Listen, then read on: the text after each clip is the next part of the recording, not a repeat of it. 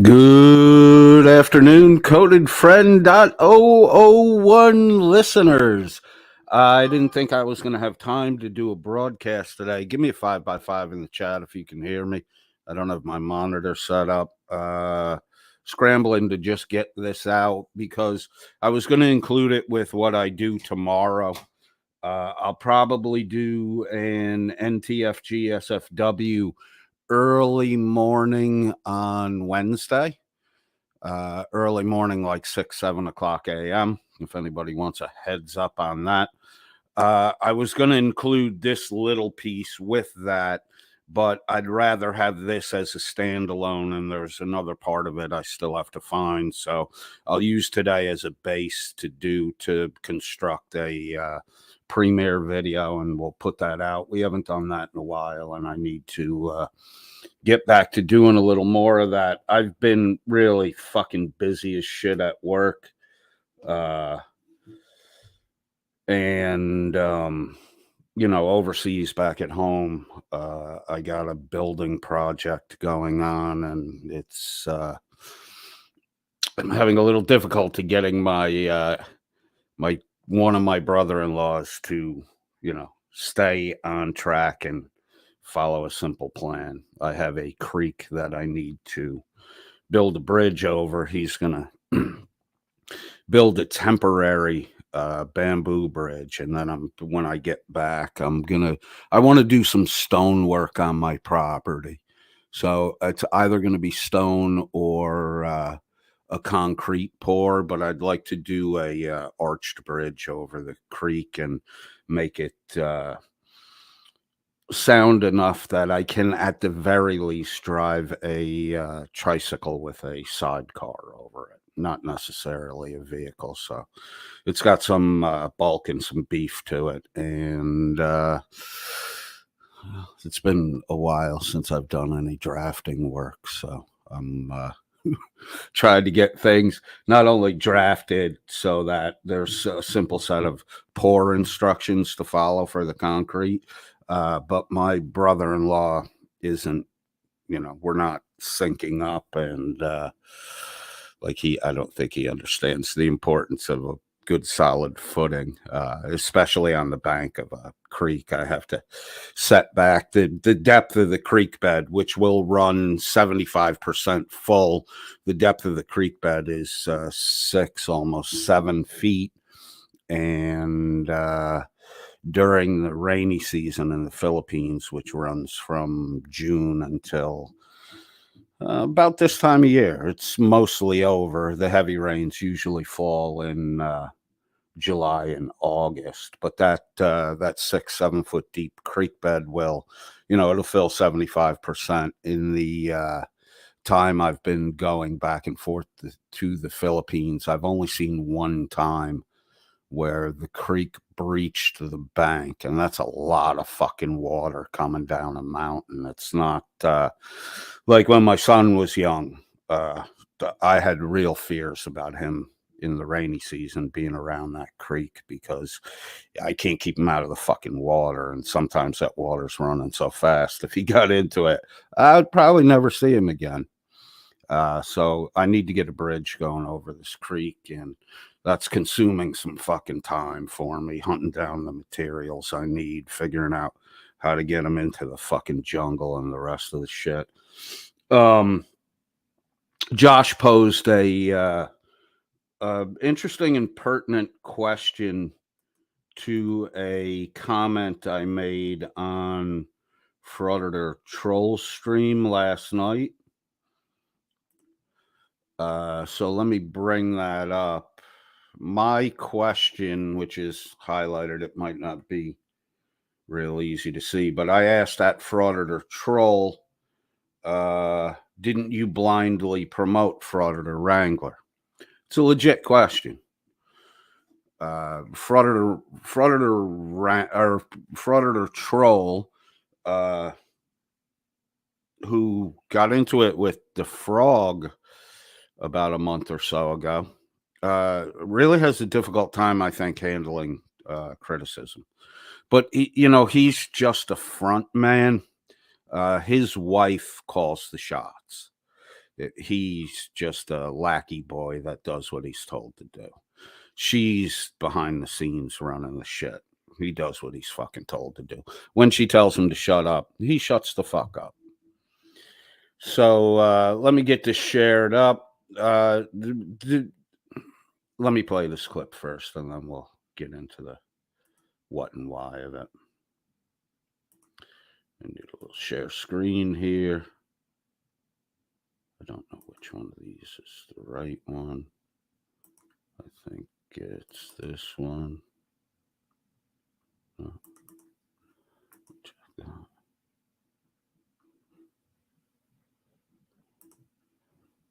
Yeah, so there we go. Get back over here to this. Jump that up nice and big. Boom.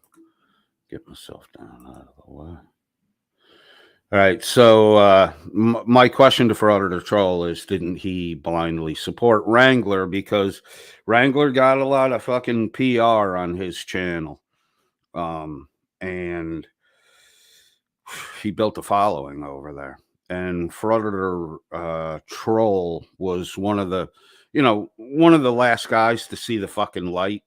There are still plenty of people, KFAR included, the anchor painter, that are, still clinging to Frauder Wrangler. We'll take a look at the dead database, the dead subscribers numbers for a couple of channels in just a second here. So let's play this first and see where we go. Play what? Okay, so let me address this. Didn't you blindly promote Frauded Wrangler? Well, here's the thing. I promote a bunch of people. I promote Professor Crack. I promote Frauded. What do you guys think? I think Frauded or Troll has actually done exactly what I would like a larger channel to do if they've supported somebody like him.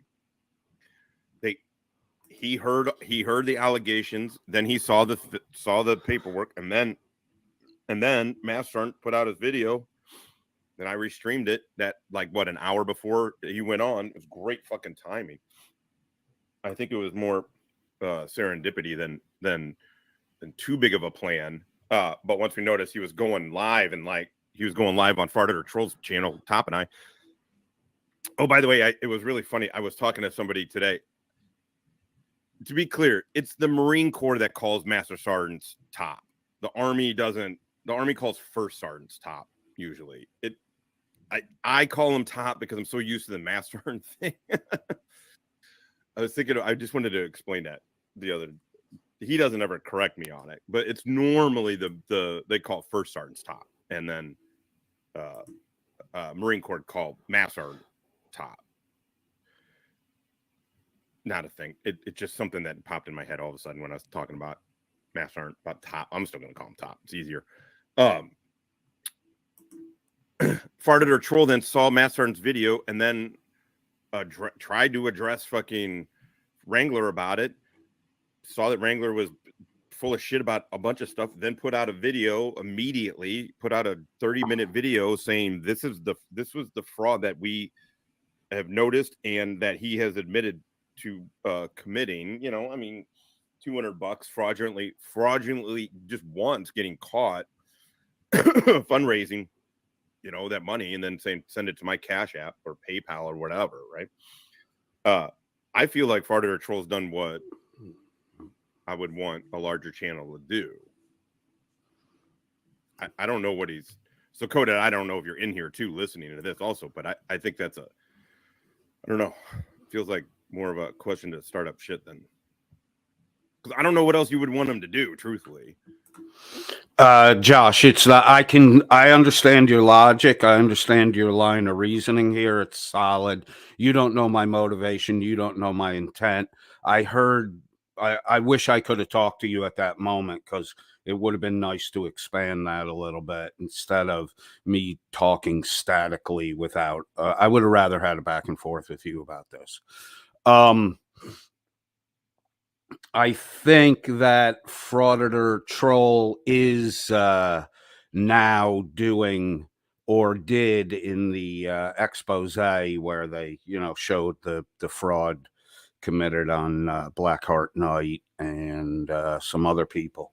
I think Frauditor Troll did a good job covering that and exposing that. But honestly, I think he did it to protect himself, because in the beginning, he did do a lot of promoting of Wrangler. Now, months later, he's talking negatively about Wrangler, who used to be fairly regular with him.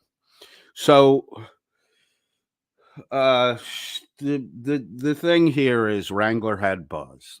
Wrangler had a bit of buzz. Dan at the Welsh News Network did a shoddy, sloppy expose of Wrangler's criminal record, which was the result of a shoddy investigative data dump from Frauditor Reaper. The motivation behind it was the time when Reaper got caught and was being exposed for her lies about the whole fucking shoplifting incident. And I've been keenly aware of this since slightly before the Frauditor Reaper shoplifting incident. There are a lot of beggars on YouTube, just straight up beggars on YouTube. Welsh News Network, Frauditor Reaper, Frauditor Wrangler, Miss Mandy, Limey, Triggered Limey. I mean, these are all people just lay around popping pills all fucking day and begging hardworking people for money. And for some reason, hardworking people feel sad for them or empathetic or, just for entertainment value, they're throwing the dog a bone. I get it.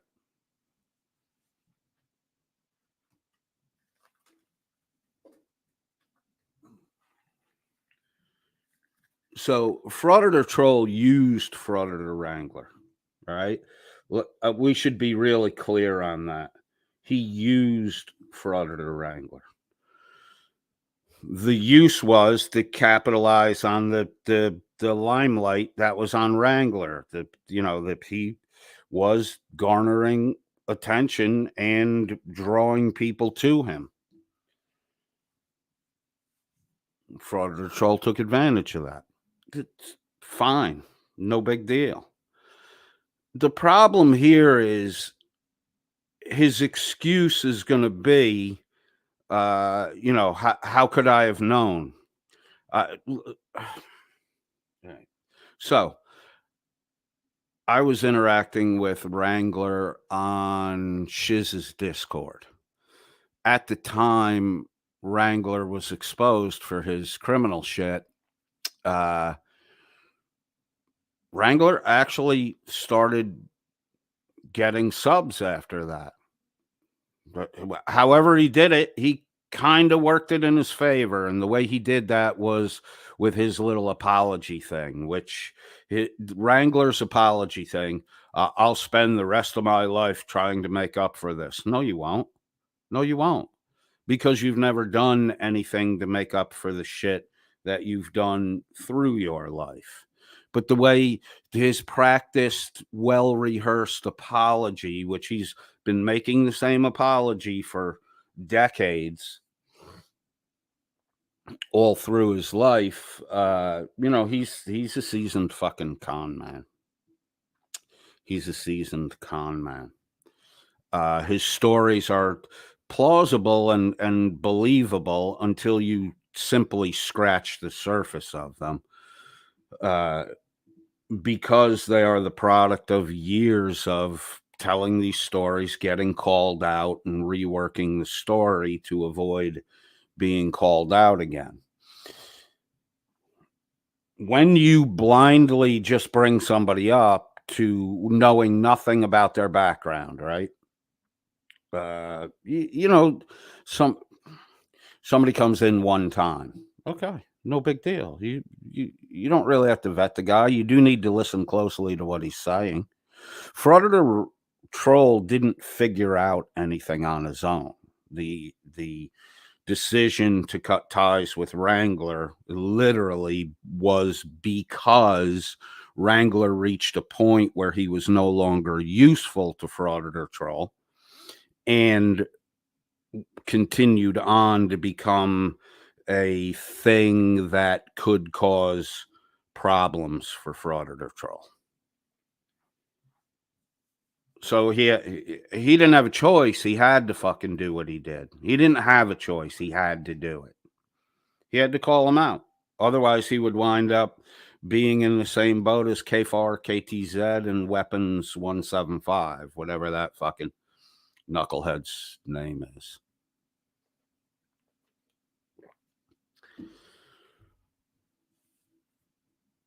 I agree with Josh. What Frauditor Troll did previously was the right thing to do.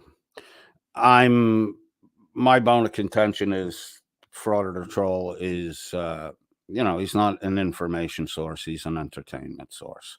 And the majority of what he does is take other people's content and, replay it with a couple little fucking shitbag comments. He's a Frauditor Troll, in my estimation, is a polished up version. He's fake as fuck to begin with. Our information says he was a New Yorker who moved to Canada, lives in Canada, and his wife is Nigerian. So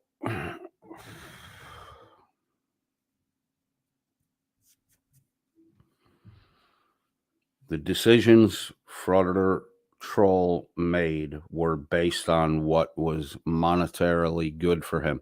He's not seeking the truth. He's not, he's doing what he does for money. I do agree with Josh. What he did to expose was good. I don't agree on this one with the warrant, and for a lot of reasons. He should have shut the fuck up and not talked about the warrant, because that would have left the door open for a driving offense, drunk in a bar, or just because, Wrangler's not a fucking stable guy. An altercation in a store, a restaurant, police come, he gets his fucking ID checked, and boom, he's going to fucking jail on a warrant. What Frauditor Troll did, he cost him a little money. He kept him out of fucking jail because he gave him a fucking alert that there's a warrant. Frauditor Wrangler didn't know shit about the fucking warrant. It would have been better to leave it the fuck alone and let the guy get arrested. Now there's no warrant on the fucking guy. And I'm telling you this. In the end, Wrangler's already got a fucking plan for it. In the end, he will bolt. And it's going to be a nightmare catching him. In the end, he will bolt. And it's going to be a nightmare catching him. You should have left the fucking warrant thing alone. It was for non-payment of court fees. This is the issue here. Frauditor Troll did fucking zero research. He's got 3 or 4 fucking phone calls to the Ohatchee Sheriff's Department. He still doesn't know what the fucking warrant's for. He's getting hung up by them, which means it starts with Frauditor Troll getting hung up on by someone in the Ohatchee Sheriff's Office. Because that's not the first phone call he made. That's why he got hung up on. The woman who hung up on him recognized his voice. She put him on hold. She let him hang, and then she disconnected. The reason for that is because he's calling over and over again. He's practicing. He's rehearsing. He's feeling things out. He's trying to get information. He didn't get the information that was most useful. This is a non-payment of court fees warrant. The minute it's paid, the warrant goes away. So now there's no warrant on Wrangler. Yesterday, Wrangler was arrestable. Today, he's in the clear thanks to Frauditor Troll. I don't think he intentionally alerted Wrangler. I just think he's not a fucking smart guy, and he chose the Wrangler's got an active warrant buzz over thinking about the bigger picture and the longer term play that could have happened here. Let's play a little more of the video. Maybe people feel differently, but I feel like, yeah, he came out clear as fucking day. I mean, can you imagine KTZ and KFAR and Weapons 175? They haven't even done a tenth of what he's done. And he hasn't, he could, Farted or Troll could say, Josh, another Josh could say fucking nothing. And truthfully, he wouldn't have to say any more, but yet he's doing this. Yet he's going after it. But two actual U.S. citizens, two actual U.S. vets, what, they can't do this? Ram. How the fuck was I supposed to know that he's possibly a murderer and a stolen valor? And then I've seen people say, "Oh, how dare you bring him on the panel without doing a background check?" Like, what are you guys smoking? How the fuck am I supposed to do a background check on someone before bringing them on a panel? Nobody would join. Like, all right, here, I said nothing about doing a background check. I'm not, that's what someone else said in Troll's side chat. I just said, didn't you blindly promote Wrangler? He knew nothing about Wrangler. Nothing about Wrangler. Wrangler had buzz, he brought him up. Reality in life doesn't work like that. Like, Coded Friend, like, weren't you on his panel for months? Like, what are you talking about? I was not on Frauditor Wrangler's panel for months. To the best of my I may have popped in once or twice and talked. I was more interested in developing something with Falcax because, look, Wrangler's a fucking mess, right? He can't shut up. He can't stop fucking talking. The only talk he does is about himself. At that point in time, when I was around Falcax and Wrangler, hang on one second.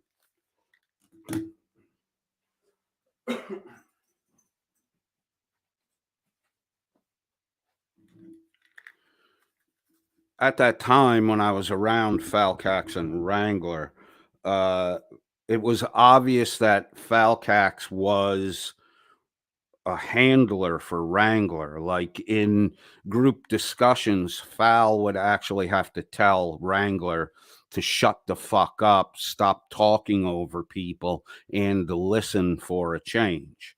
Like, Wrangler's a difficult dude to manage. Fal was doing a really fucking good job of it.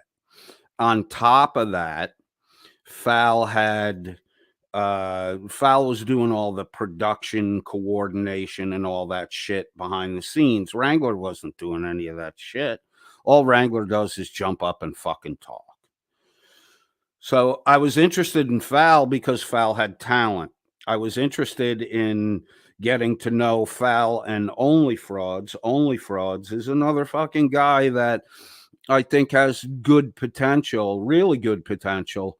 Both Fal and Only Frauds have really good potential on YouTube. They have a good working thing going on. I was interested in associating with them at that point in time because I thought that Fal, there were probably a couple things I could have learned from Fal. And I did learn a few things from Fal. So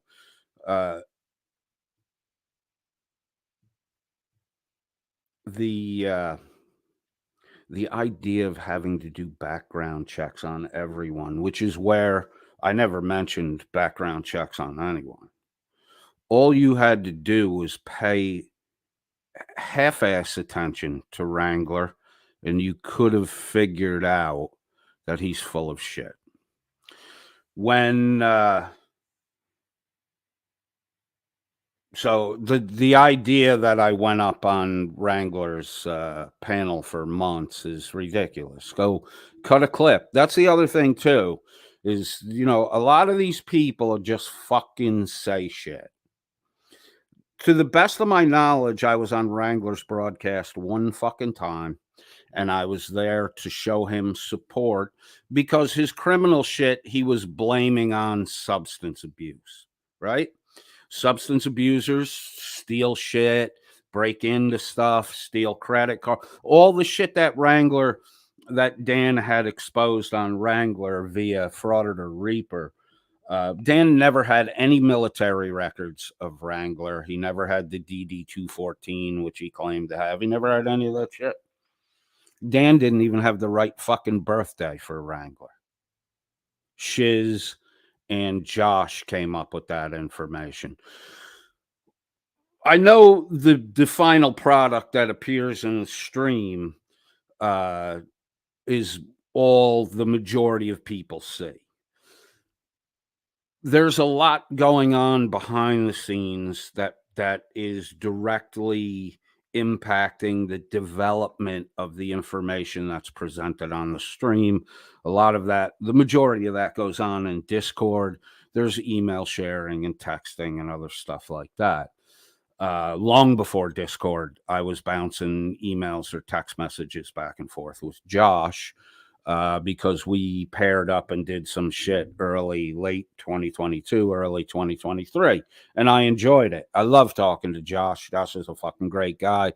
I've said it a million times. You know, when the mishap happened with the intentionally erroneous birth date that Wrangler had fed to everyone while he was friendly with them. See, Wrangler had been practicing deception with Shiz, Falcax, Only Frauds, myself, everyone else who was on Shiz's Discord from day one. So there was, you know, the shit like his birthday and stuff like that. Wrangler and Wrangler and Kfar intentionally floated bad info. They were trying to trap Shiz up and discredit her, which, you know, they almost did. And then you have Dan at Welsh News Network, who made a deal with Falcax and Wrangler at the end of the Tro Patrol breakup that if they didn't do the Tro Patrol shit anymore, he would leave them alone.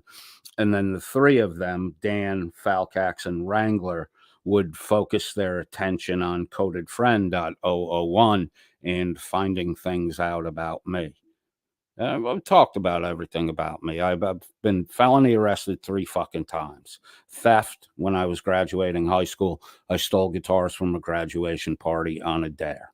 I actually got arrested returning the shit 2 months later because my conscience was really fucking bothering me. My second arrest was felony assault on police officers. I'm 5'8" at the time. I weighed maybe $130. I was fucking hammered off my ass. I was in my middle 20s. I was cutting through some backyards in a fucking East Coast beach resort town. You know, I was heading off all the rest of my buddies were at the bar. You know, about 15, 20 people. We were crammed in a house we used to rent on the beach every summer. And walking down to the bar, I had gone back to the house to take a shower.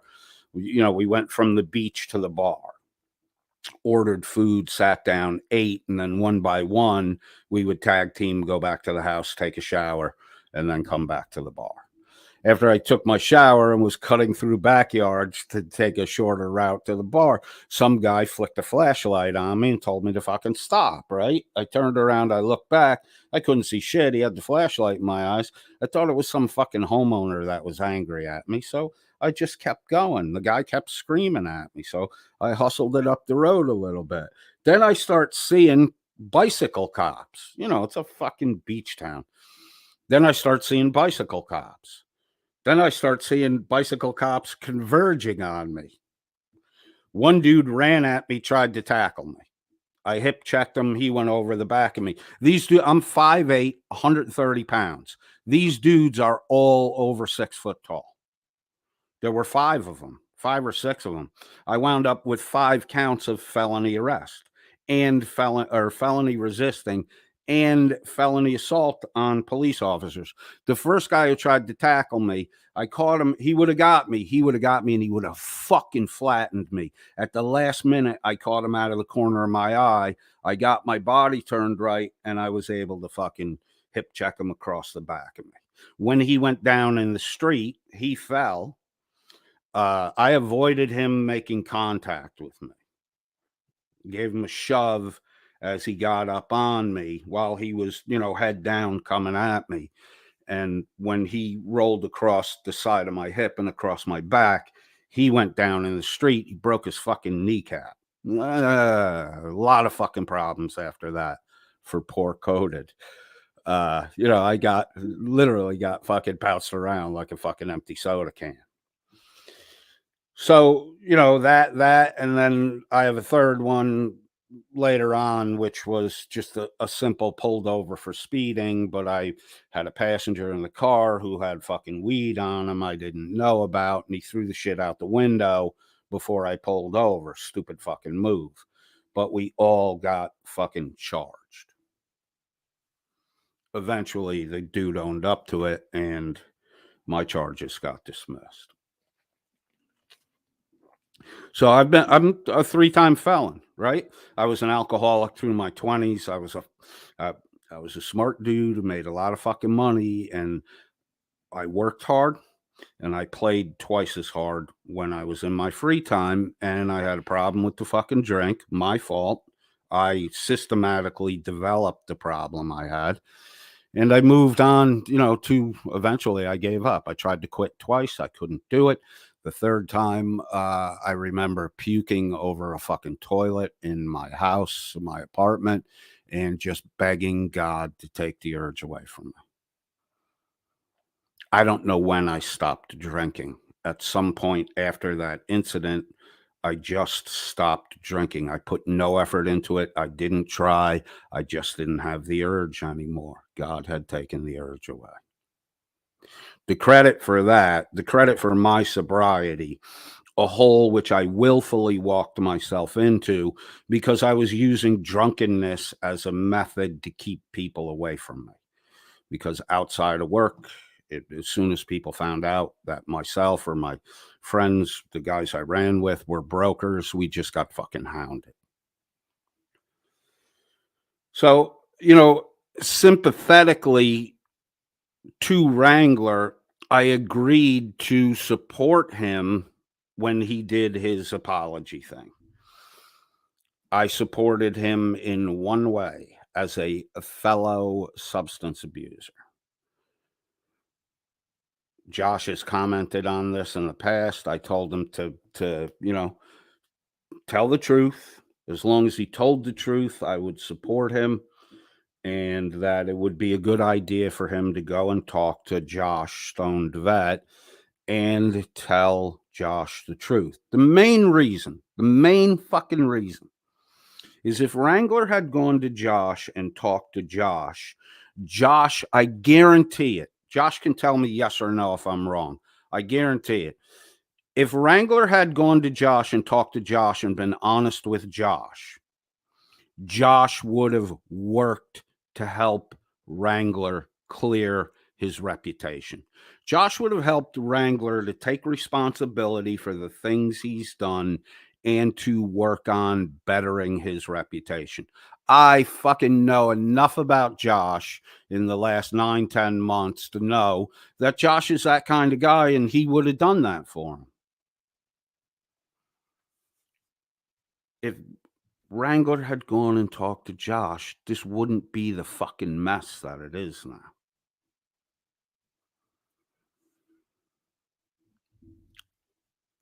So I was not for months on Wrangler's broadcast, Frauditor Troll. Cut some clips, show some proof. Stop for the sake of protecting your monetary income, spinning fables to cover yourself. That's the problem here. And it's a problem everywhere. one of the main reasons I gravitated away and retired from being a broker. I had a great fucking job. I made fuck tons of money. Fuck tons of money. I have a bonus check that would make your fucking head spin. And the majority of people listening to me now would take years to make what I got in a single bonus check. Years. But in that business too, and not even more so, it's the same percentage here on YouTube. Everywhere you go, there are people willing to lie to get an income. There are people willing to lie to maintain an income. There are people willing to lie to bolster and pump up a bullshit reputation. And there are people willing to lie to protect a bullshit reputation. We see it with Dan at Welsh News Network. All his military claims are 100% fucking bullshit. In light of what's been going on with Wrangler and others, now we're hearing, Josh is hinting that we're going to have a Wrangler type situation, minus the fucking capital murder charge with Angry Vet possibly. There's a lot of this shit going on. And as a YouTube creator, if you're not going to just mark your shit straight up entertainment, no truth value here. If there happens to be truth here, it's purely by luck and not by any fucking research done. If you're going to do that, you really need to alert fucking people to that. Because the people out here, Josh talked about it later in this broadcast, how insulated he was from stupidity in the general population. And I don't think people are dumb. I don't think there are dumb people. There's no fucking doubt about that. We encounter them on a daily basis. In our communities, we've identified who some of them are, and we go out of our way to avoid contact with them. Not because they're violent or harmful, just because they're dumb, and dumb people tend to be a waste of fucking time. So decisions are being made not based on what's good for the public, the consumer of the entertainment, infotainment shit. The decisions aren't being made on what's good for the end user. The decisions are made on what's good for the stream creator and the monetary income. It's a big fucking problem here. It really is. If you want to go on the way you're going on, that's up to you. You can continue to do it. But if you look at this example with Wrangler, if you look at the fucking long-term problems it's going to cause for KFAR, KTZ, then you've got we as YouTube creators, we really have to develop a consistent model, each of us individually. I don't like the echo chamber. I don't like the group think. I don't really want to have to be talking about this, but I think it's kind of fucking important. You can't set, fucking rules. There's no reason to follow them. Nobody has to follow them. But each individual stream producer, YouTube creator really needs to assess where they are in relation to driving at truth. And I guarantee you, in the long run, you will be better off if you focus on the truth aspect. You could be truthful and still entertain. That's not a big deal. If you're speculating, say you're speculating. If it's a rumor you heard, say it's a rumor you heard. If it's fact you can prove, say it's fact you can prove. And by all means, show the fucking proof. So you can say to discredit me because I made a comment, fraud or troll. I made a comment. I forgot both their names are Josh. I should be using their YouTube creator names. For you to say, Frauditor Troll, that for months I was on Wrangler's panel, you're just full of shit. You don't know what the fuck you're talking about. And again, this is another example of you just saying shit to protect your fucking monetary interest. Exposing Wrangler for a fucking court fee warrant was fucking dumb, dude. It was dumb. But you got your 1 day of fucking buzz over it, right? And now society lost the opportunity to jail that motherfucker.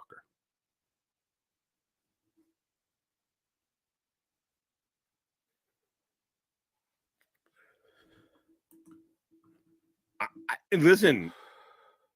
Oh, fuck is my god damn it. I gotta do my listen, he's not wrong. Coded went up. Coded did go up. Listen, there has been a fuck ton of hypocrisy around this dude. And a fuck ton of people who like saw the light a little bit down the road, which okay, you know, that's all good, man. I don't think anybody should be fucking punished whether they saw it first or last, you know what I'm saying? Anyway, I'm not calling for anyone to be punished. This comment is short, sweet, bang, it's to the fucking point, right? Didn't you blindly promote Frauditor Wrangler? Did Frauditor Troll look into Wrangler's background at all? Did he try to verify any of Wrangler's stories? No, he just let him prattle on at the fucking mouth. And then over at Frauditor Troll, when you're no longer useful, boom, you just get booted out the fucking door. And then he'll talk as much shit about you as he talked good about you because, you know, it's content. And he's got 5 channels and he needs to keep creating content because the wife is driving that fucking mush dog. When the wife commands go left, he goes left. When the wife commands shut up, he shuts the fuck up. I mean, you can hear it in a lot of his fucking broadcasts in the background. I'm not calling for anybody to be punished.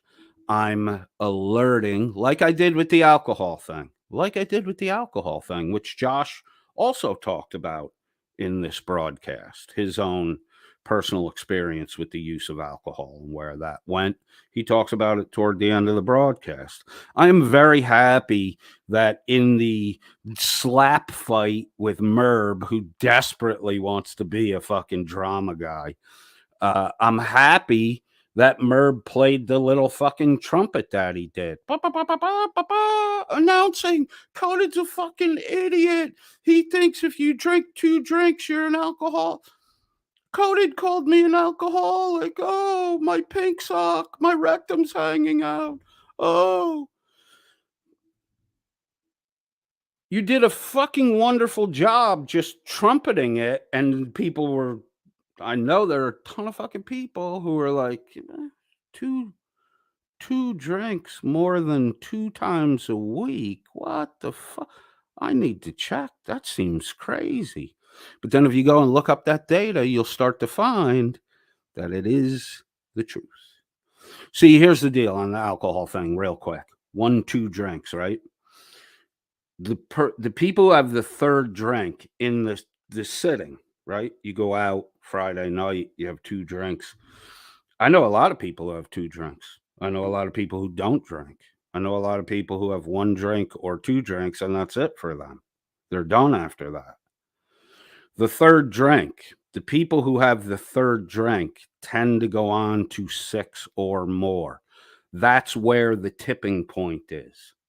It's on the 3rd drink. That's just the way the numbers fall. See, people who stop at the 2nd drink tend never to have issues with alcohol in their life. The people who go on to the 3rd drink in the single setting, a majority of those people happen to be the people who drink 6 or more, right? It goes right from 3 to 6 or more. I'm not talking to the people who have 2 drinks. I'm not talking to the people who have 2 drinks 4 times a week. I'm talking to the people who have the third in one sitting, because they're the ones that go on to 6 or more. They're the ones that wind up having problems. That's the set that is most likely to develop a problem with alcohol use. Whether you can see it or not, whether you can feel it or not, I specifically talked about wet brain during that because it is a vitamin B thiamine deficiency, which impacts the heart, the circulatory system, and brain physiology. Over time, your body doesn't store a lot of thiamine. So if you're a heavy drinker and you're not eating correctly, you're doing great damage to yourself. Merb acted like I just made up what wet brain is. We'll get into that down the road. I need to jump off that. So there's just a lot of bullshit going on. There's just a lot of bullshit going on. And there's a lot of bullshit going on. In the case of Merb, it's not to protect money. Merb was triggered by the 2-drink thing for whatever reason. For whatever reason. So the thing with Merb wasn't about money, but the interaction between myself, and I never intended to talk to Merb about alcohol at all. I made a simple comment. I've noticed on days when Merb's streaming and he says he has more than 2 drinks, which he then said he was lying about or making up, whatever. I only said to Merb, I noticed that on days when you have two or more drinks during your broadcast, your attitude, your behavior, there's a noticeable change to it. I picked up on it. Merb, that apparently triggered Merb. So that's that. Merb was protecting, I don't know, his reputation, his ego. Merb was never protecting money. Or, Merb just wanted to argue about something. I don't really know what motivated Merb. The fraud or the troll stuff and other people, like they won't, KTZ wouldn't admit that Wrangler was the fucking guy that he's been exposed as. That's going to cause a problem for her for a long fucking time. Because it's always going to come back to haunt. Like the fucking like that, the whole vacuum thing. That's going to be with me for the rest of my YouTube career. I knew it when I was trying to set up a troll that if it backfired, this was going to fucking hang with me forever. I was willing to take the chance. I don't regret it either. It made Merb courageous and gave Merb what he thought was a set of fucking teeth. He thought he had me. But Welsh News Network was harping on the fucking Dan wrote a poem about my interaction with my Bob, that dumb fuck.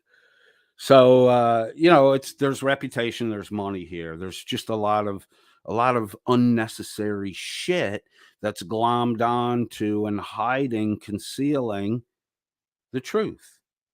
It's like, best example in the world today, King Charles III. That little twink wafer boy with the chimpanzee face and the fucking ears that are perpendicular to his fucking head, right? So to hide what a twinkish little waif of a fucking dick-liking man he is, they put a big fucking fur robe on him. They put a big fur robe on him so that he looks bigger than he is, so that he looks more impressive than he is. Then they put a big gold crown on his head to hide those fucking chimpanzee ears and get the focus on the robe and the crown, and the man don't mean shit anymore.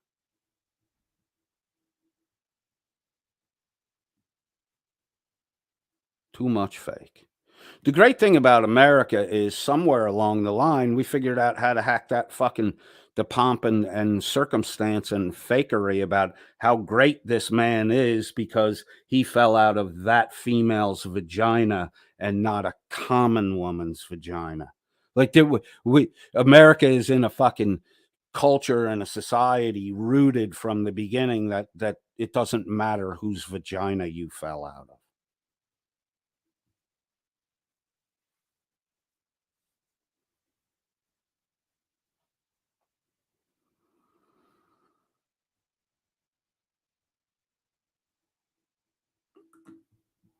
Hey, what's up, Jeff? What's up, buddy? Anyways, that's what I'm talking about. It's there's something in the water these days. I can't understand what the hell is going on with this world. No. All right, I'm let me only play having There's something in the water these days, and Frauditor Troll can't understand what's going on these days. But yet, you're bringing people like Wrangler up to tell their fucking bullshit stories, and you're so fucking clueless, so insulated, so sheltered, so lacking awareness of reality that you just yuck the fucking stories and never fucking, you never said anything, Frauditor Troll, until long after Wrangler was exposed. Long after. You thought you had a juicy tidbit on yesterday. Yesterday was with this warrant shit was a fucking giant nothing burger. The only good thing that came out of it was the stream that Josh Wally and Master Sergeant Retired did together. That was the only good thing that came out of Frauditor Trolls. Wrangler's got a warrant shit. You should have hushed and left that fucking shit alone. What you should have done was find out where he is and alert the local police that there's a fucking warrant on him. If you had a little bit of fucking brain power in that head of yours and weren't rushing to get the scoop, you could have had that motherfucker arrested. If you had played those cards right, Wrangler would be sitting in jail, scrambling to get the money together to get him out of jail, instead of making a phone call and saying, oh, hey, do I owe you guys do I have a warrant? Do I owe you guys money? If I just pay the money, will you drop the warrant? Oh, you will drop the warrant? Okay. Here's my credit card number. Like, I mean, you couldn't have made it any fucking easier for him to fucking avoid. This is what Wrangler does. He evades and he avoids responsibility. All you had to do is make a fucking phone call and the police would have gone and fucking got him. Why didn't you fucking do that? Because you're too focused on, oh, I got a big scoop here. I got to get it out before somebody gets it out and I don't get the fucking AdSense revenue. Okay, you shut your super chats off, Troll. You shut your super chats off. Big deal. You still have people who donate PayPal and you still have the advertising revenue. And you're willing to sacrifice super chats to draw in audience members, to draw in lookers, because without the super chats, it doesn't look like you're doing it for money. You know what you're doing, Troll.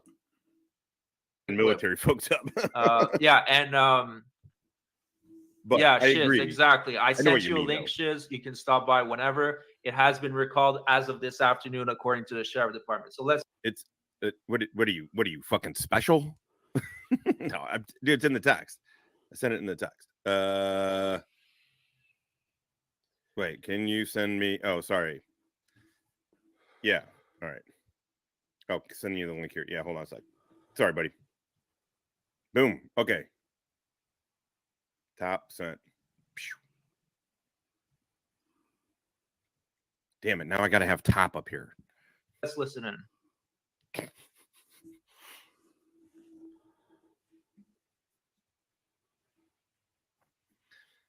Hey,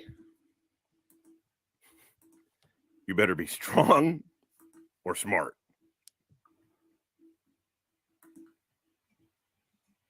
It's okay if you're strong. All right. I think I was dialing. Oh, there you go, All right, Jay. there we go. Man, fucking coded Jay Shiz. Sheriff's office. Yes, hi. My name is Josh. I had a question There isn't. because I wanted to know if you guys Oh, still sweet, had sweet, an sweet, arrest sweet. warrant on Michael Kaiser. Hey, what's up, brother? What's going on? Yeah, Dude, I'm not gonna turn the camera on because I look like I had a fucking stroke. You just now realizing that? I don't. The dentist numbed half my face. Oh, Jesus. All right. Well, you're a fucking. Nobody's ever said different. You're a tough motherfucker. That's for sure. Oh, hey, Artie, what's up, man? Dude, I was just fucking thinking about you, brother. You know, in that kind of way. I love that, Artie. I love that. Artie got all panicked on the alcoholism thing too. Uncle Artie's Bar and Grill.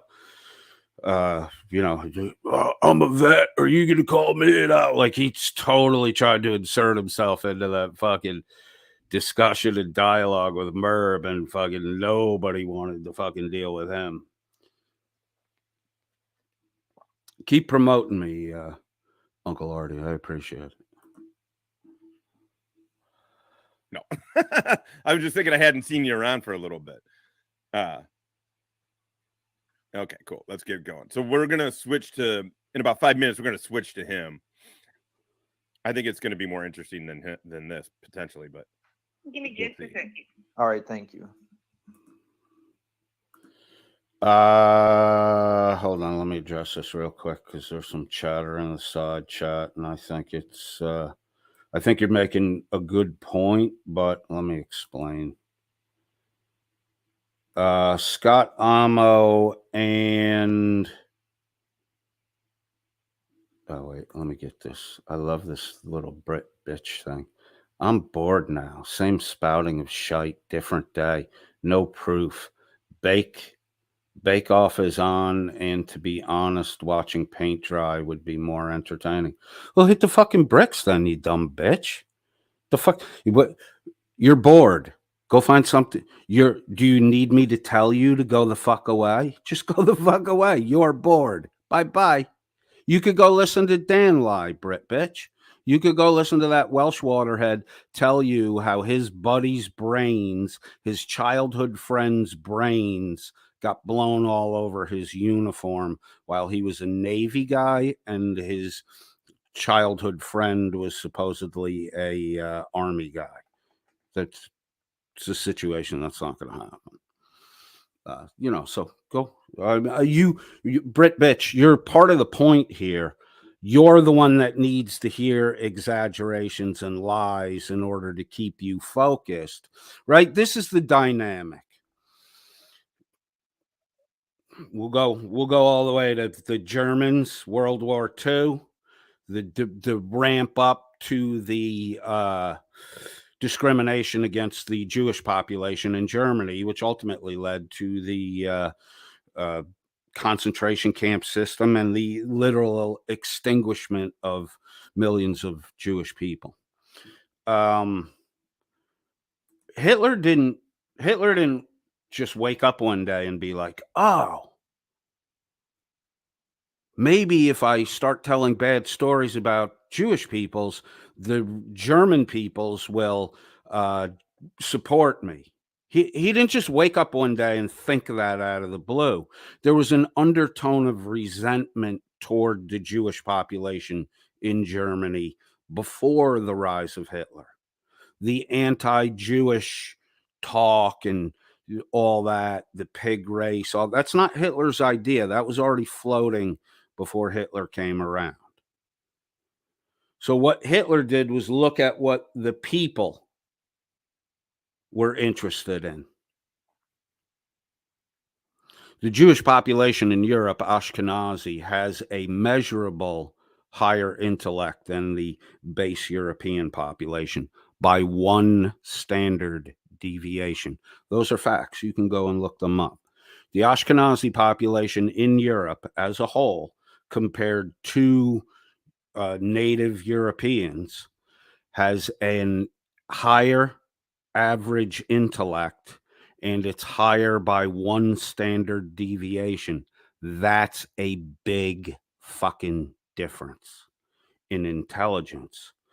So the Jewish population in Germany was dominating the industrial rise of the Germans. They were the ones that were innovating, starting businesses, making product, because they had an average higher intellect. Because they have always had an average higher average intellect, the population of Jews in Germany, separate from the German people, had more wealth. The German people were becoming resentful of that. Hitler tied into that.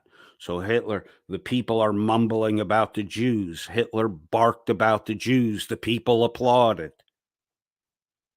Hitler talked about something else. The crowd stood there and fucking looked at him.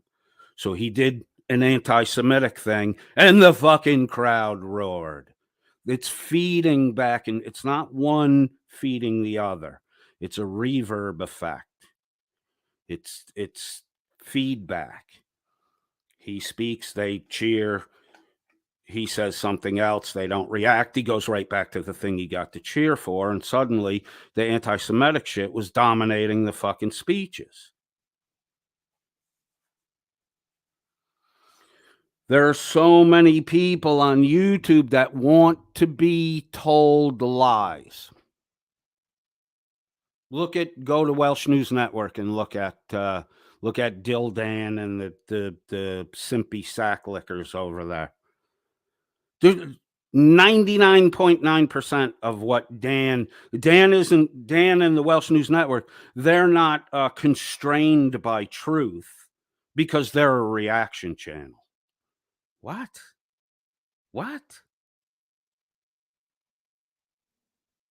So the whole, anywhere that chili derangement syndrome is still being fed, because you want to hate chili. You want to hate chili. You want to hate me because I'm talking about not hating chili. You know it. You can feel it in your fucking bones, Brit bitch. You want to hate chili. Gia wants to hate chili, right? Everybody wants to hate chili. So Dan feeds into that. And you get chili hate 7 days a fucking week now. To the point where there's everything to hate about chili's been covered. So the Welsh News Network has to jump back to shit a year ago to entertain people who want to be lied to, who have already been told the same shit Dan is saying a year ago, but they forgot about it.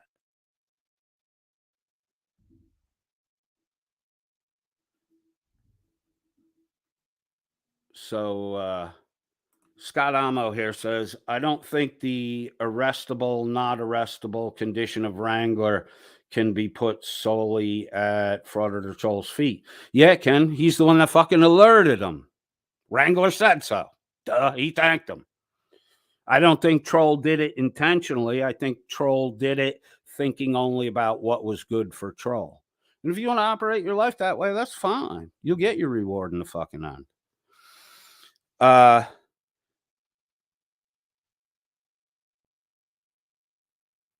night before, for public safety, was screaming to his people about the warrant. Okay. Both of them are equally fucking stupid then. And now Frauditor Troll, because fraud, that's probably where Frauditor Troll got it from public safety. But Frauditor Troll's got a much bigger fucking reach than public safety does. And a completely different audience. So, okay, the blame doesn't solely go at his feet. He's fucking feedback. Call Frauditor Troll feedback. He's the beginning of the feedback loop from the initial messaging that For Public Safety started. I'm not looking to punish anyone. We want people to start fucking thinking. We want people to pay attention. We don't want people just blindly fucking half hearing what's being said, and then running around and spreading fucking rumors. Guys like Dan at the Welsh News Network rely on that dynamic. They rely on it. That's how they take a piece of truth, falsely report it, alter it, rumor it out, and then it comes back to them, and then they act like, oh, this is something we heard on the street. Oh, you started it. Like the Irish Demon dead thing. Dan Dan said we heard rumors. Dan started the fucking rumor on his channel, covering it by saying we heard rumors. You have to start being aware of these dynamics so you can cut through the bullshit. Literally, so you can cut through the bullshit. Scott Amo says, and since Wrangler has a huge hard-on for public safety, he'd hear about it just the same, then call it. Maybe that's true, but that's not what happened, Scott. See, this is where you start to deviate from reality. And I understand, and I appreciate that you put the comment in the chat. I'm not getting on you, Scott. I'm just, the line of thinking is, you know, oh, well, I could hypothetically say that if someone else had done it, then Wrangler would have got the information from someone else and not from Frauded or Troll. Possible, but this is a past event. That's not the way it happened. So we're dealing with what happened, not a past of what possibly could have happened. Let's stick with what did happen. It makes things a lot easier. Things get less blurry when we stay focused on what actually did happen. So, you know, it's this, there's an intentional methodology to leak information and have it come back to you rumorized and salacious. That's what YouTube creators like Dan are they need that. They need that to keep their channels functioning. Frauded or Troll needs the same thing.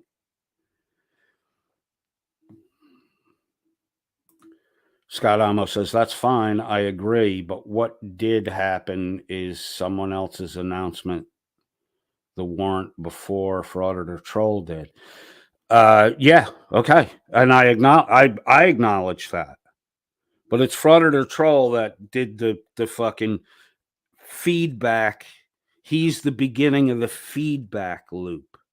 You get what I'm saying? Right. Look, last year it was chili derangement syndrome. The year before that, it was fucking Jeremy DeWitt syndrome. The year before that, it was fucking, or a couple months before that, a little bit of overlapping, it was Scott Blandino. Everybody got to have somebody to fucking vehemently hate. I'm going to unwind today when I get home from work by cracking a beer and typing shitty comments about a guy that I really know nothing about. But this guy I listen to on YouTube doesn't like him.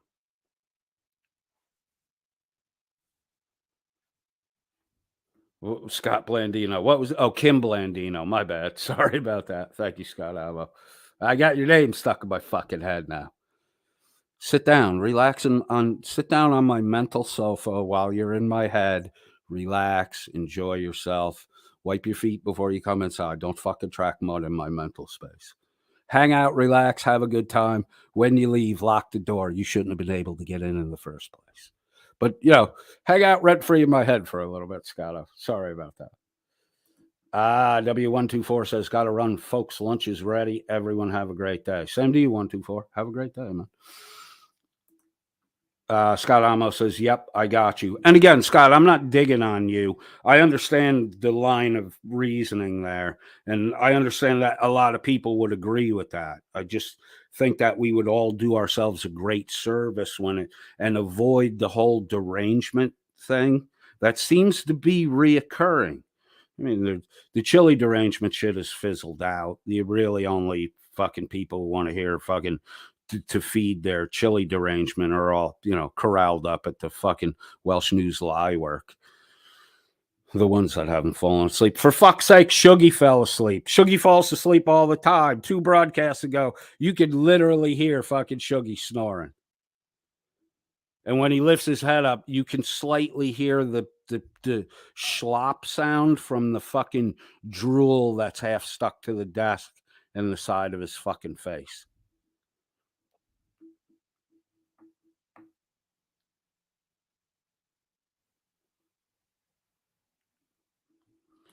AP says it doesn't matter where the info came from. The warrant was nothing. Absolutely. A big deal was made out of nothing. He obviously had the money to pay it. Be it that day or in a week from now, spending a total of max 4 hours sitting on a bench, right? But the optics of it, here's the problem. It's the optics of the event. It's what it looks like. It looks like Wrangler's responsible, right? Nobody's really buying into his bullshit that, it was an oversight from COVID. They refused to take my payment. Wally summed it up the best. It don't matter what the fuck's going on. If you're trying to give the government money, they're going to fucking take it. So yeah, that part is bullshit. But in the final analysis, especially for his Wrangler's fucking tunnel vision, want to believe fucking mentality,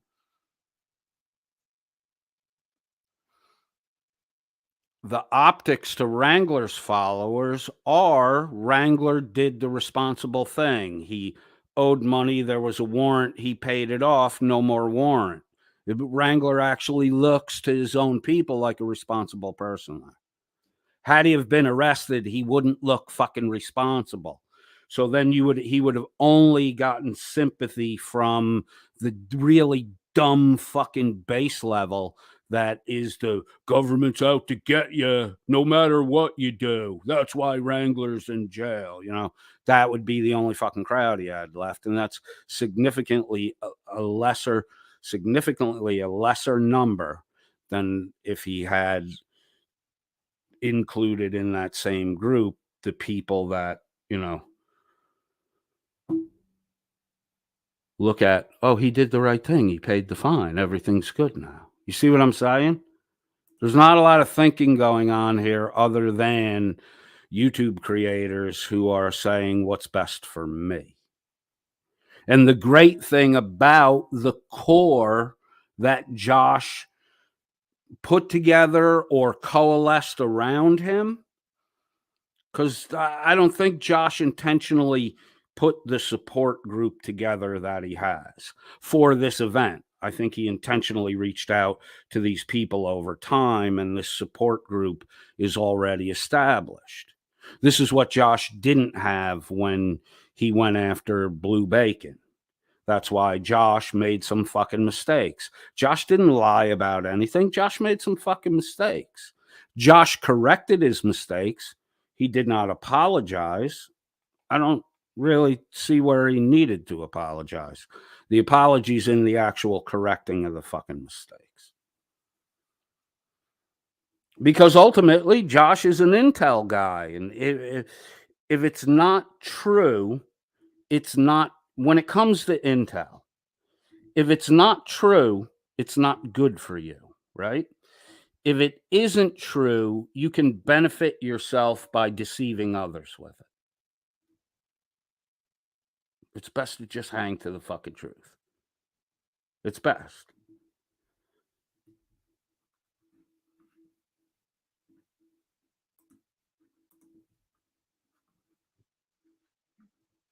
If you're not gonna be good, at least be good at it. Goddamn it.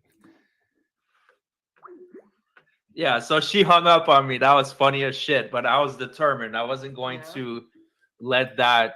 It's not his first call. He got hung up on because his voice got recognized or the number got recognized because it's not the first fucking call and he's starting to annoy people. Be it. So I called back. You're like, stop harassing the police. You guys are funny. I don't. Please wait. I don't watch enough of Frauded or Trolled to have this opinion that a bunch of people have about him. I don't. He has multiple channels. I don't see what's wrong with that. I don't know what's wrong with anything that he's doing specifically. So I oh, God damn it. All right, so the comment that's brought up here was a response I made to Dickbag Patrol in Frauded or Troll's broadcast. And Frauded or Troll, now he's triggered. He's getting triggered at this point in time. It's, He responded the first. He's going to respond again. He can't let it go by. This is how important the money is to him. I'm codedfriend.001. I say very unpopular shit. I have 700 listeners. Why would Frauditer Troll why wouldn't he just ignore that? Because when you call out the money with him, he gets really fucked up in the head. He gets really defensive. So the reaction to this has value. Looking back at this comment, I probably would have worded it slightly different so it didn't come across, so in your face blatant. But it worked. I mean, it worked. This is a spontaneous event. It's, developing on the fly. And again, the idea here is to promote a bigger and clearer awareness that the drive to make money is affecting the truth value of a lot of streams. That's it.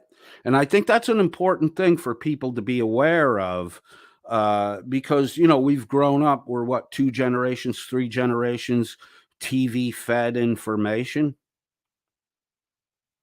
where you don't get to question, you don't get to answer back.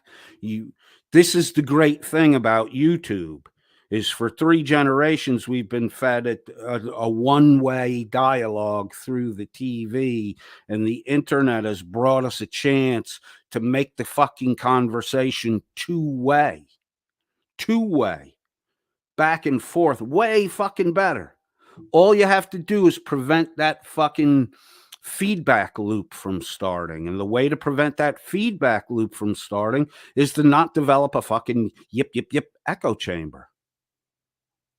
And I'm not saying Frauditer Troll has a yip, yip, yip echo chamber, but what Frauditer Troll is saying about cult mentality at Wrangler applies to a significant portion of his own listener subscriber base.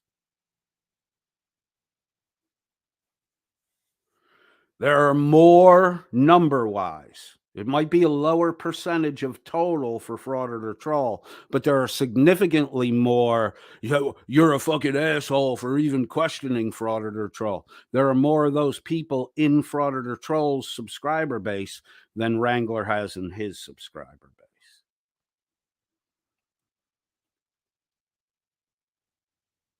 So my comment to Dickbag Patrol was, he's just chasing money.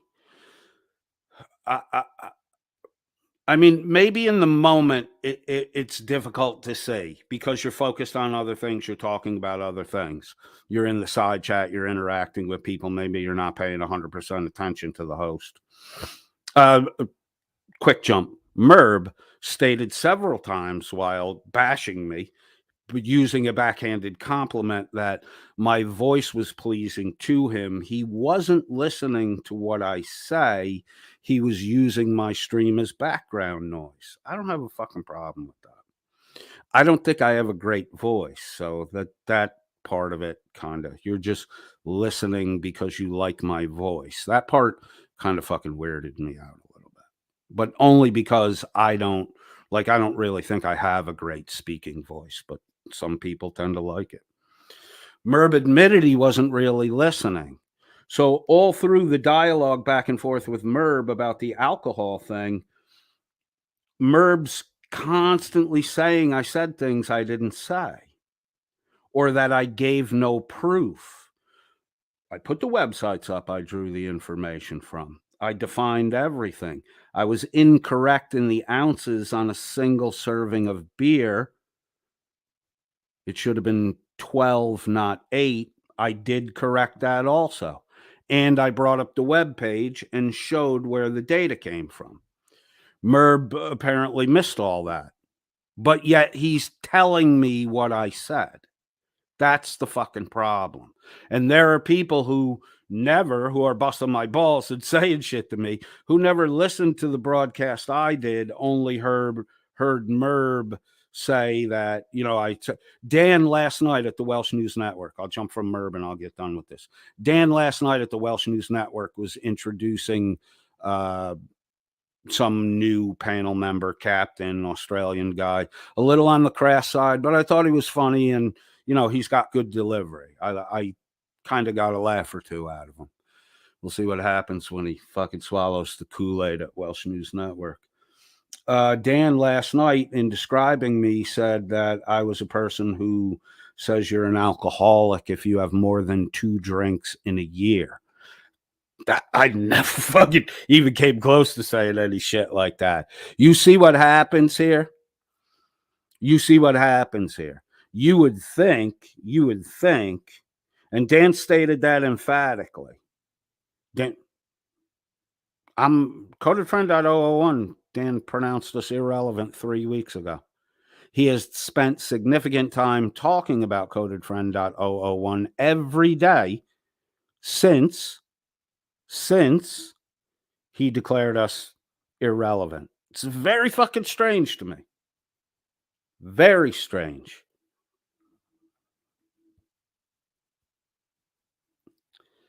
So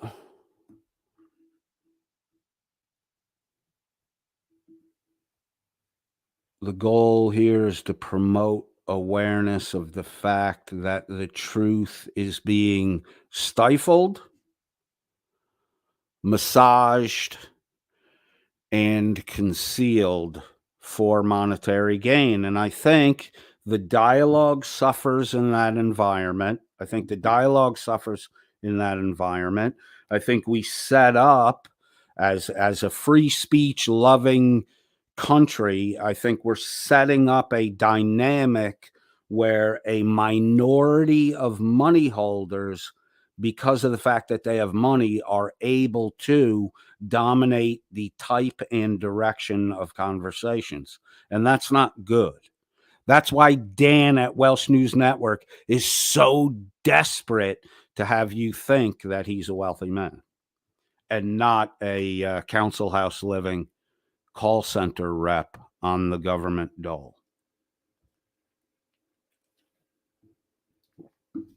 What wealthy man has no teeth in his fucking head at 45 years old? I mean, Dan's single too. And he's not celibate. He's, seeking relationships. He's got some strange thing going on with Blecka. I mean, if you're out, if you're an old guy who's not interested in being with a woman anymore, blah, blah, blah, you don't care if you have fucking teeth in your head or not. You don't care. As long as you can chew your food, you don't care if you're missing 3 teeth in the fucking front. You're just beyond that. But if you're out, trying to socially engage the opposite sex or sometimes the same sex, although when he does that, he seems to be dressed like the opposite sex. If you're a wealthy man, you get your fucking teeth taken care of, because no girl wants to be with a guy who's missing his fucking front teeth. But Dan desperately wants you to think he's a wealthy Welsh waterhead, because the idea of wealth, like Gia does to him, like Gia does to Dan, the money means you're above everyone in their line of thinking. So awareness of the impact that the money is having. Dan at Welsh News Network pronounced Coded Friend .001 irrelevant 3 weeks ago. I just said it. Yet he's talked about Coded Friend .001 multiple times per broadcast ever since he said that. His side chat is full of coded references. He has a new panel member on. He's got to talk about coded. Because my efforts got his platform demonetized. My efforts got his platform demonetized. Dan's platform is demonetized because of the lottery. And Dan did that to himself. I talked about it. When I first talked about it, I said, I'm not going to fucking do anything. I'm not going to report anything. I'm just going to let it go on and go on and go on and go on. And I'm going to comment about it, record it, summarize it, make it easy to understand so that if you did it for a month or two and then, because Dan went and read the law, so Dan knows the fucking lottery is illegal. He knows it's illegal. He knows it's illegal by Welsh law, and he knows it's illegal by U.S. law. And I know he knows it's illegal by Welsh law, which is why the first raffle went into Dan's pocket. I talked about it. I cited the Welsh law. The second raffle, the proceeds were donated to charity because donating the proceeds to charity was the workaround for the permitting. But the law still says you have to sell a physical ticket and you cannot sell tickets on the internet. Dan knew all that shit. And I openly said in month 3, keep doing it. I'm just going to talk about what you're doing. I'm not going to go to YouTube. I'm not going to do any of that shit. I'm just going to let you do it because you're on count number 4 now. These are events, month-long events that have a beginning, an end, and a repetition. It's been going on for like 6 months now. Beginning, end, repetition. That's count after count after count after count. If Dan had listened to the smarter guy and stopped breaking the law, he would be monetized right now. That's the fucking problem Dan has. I blew up his legal grift, right? I blew up Dan's legal grift. I blew up Dan's fucking lottery. And Chili DeCastro is selling $15,000 worth of fucking trifolds a month, and Dan can't get a church-style fucking bingo raffle to function properly, and he lost his fucking channel monetization over it. You weren't mass reported, Dan. You made a big stink about something that Chili did, and it caused YouTube to look at you. You weren't mass reported, Dan. That's a fucking lie, too. So now you're going to try to paint yourself like the victim of a mass reporting. What was mass reported? That you were a nice guy and were running raffles for charity? Was what was reported if there was a mass reporting? Because that's not the conclusion that YouTube came to, Dan. The conclusion that YouTube came to is we cannot monetize you because you're breaking the fucking law on our platform. I got a feeling Dan might be fucking done now because he can't make fucking money. He can't make money. Checked it this morning. He can't make money because he's got 10,800 subscribers. Almost 9,000 of them are less than 45 days old in subscribing, and yet Dan's active subscriber base is 8%. His dead subscriber base, subscriptions that don't come to watch, 92%. How do you have such a fucking monolithic boom in sub growth in a 30-day period, and weeks later, none of them are listening to you? None of them are listening to you. None of them. None of them, Dan, are listening to you because they're not people. You bought those fucking subs because the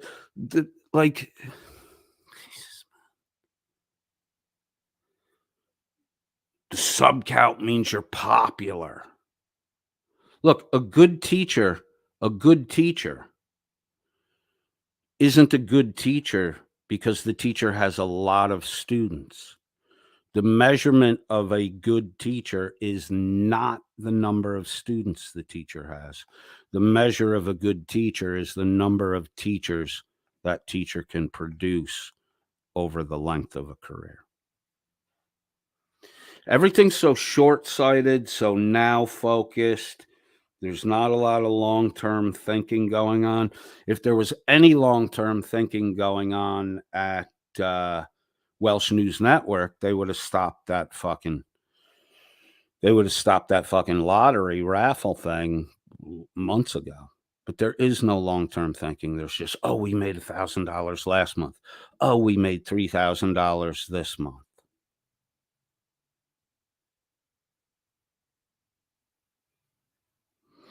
Dan Peak, that's what, like $7,000, I think it was, the last raffle. I got to go look that up.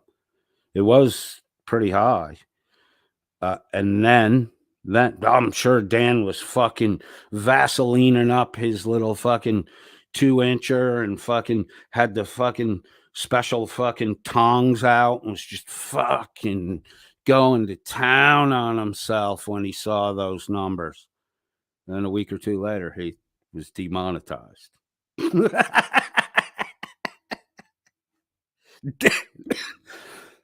Oh, fuck you, fucking. You crack me up, dude. You crack me up. You, for the sake of your fucking ego and the blindness of your greed, you blew your fucking monetization up while blatantly committing an illegal activity, a crime, while you're calling other people grifters. Money does fucking weird shit to people's brains. They start justifying shit they would never justify. They start believing shit they would never fucking believe. So early on in my trading days, I had a really good mentor. And I had come to him.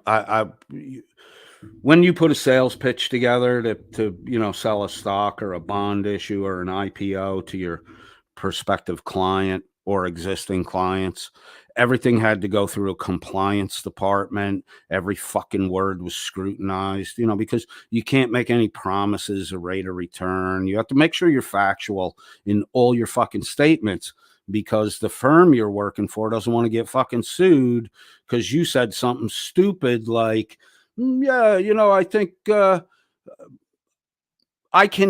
can get you a 20% return on this investment, right?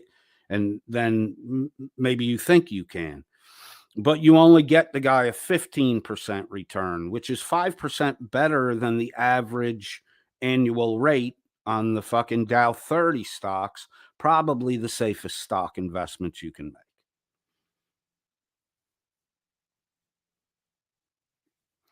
So I had a little piece of inside information. So I went to my mentor and I talked to him about it. And he's like, look, man, this is the deal with insider information. It can burn your fucking career. It can put you in jail. And that's not the worst of it. And I was like, what the fuck could be worse than losing your career and going to fucking jail? And this is what he said. He said, inside information will cause you to buy things, investments you would never fucking buy. And it causes you to sell things, investments that you never would have gotten rid of. And over a just shy of 10-year career on Wall Street, he was absolutely fucking correct. Correct. Never act on inside information. Never. You get burned more often than it's beneficial. And if it was beneficial for you, you were probably getting set up for a bigger take down the road.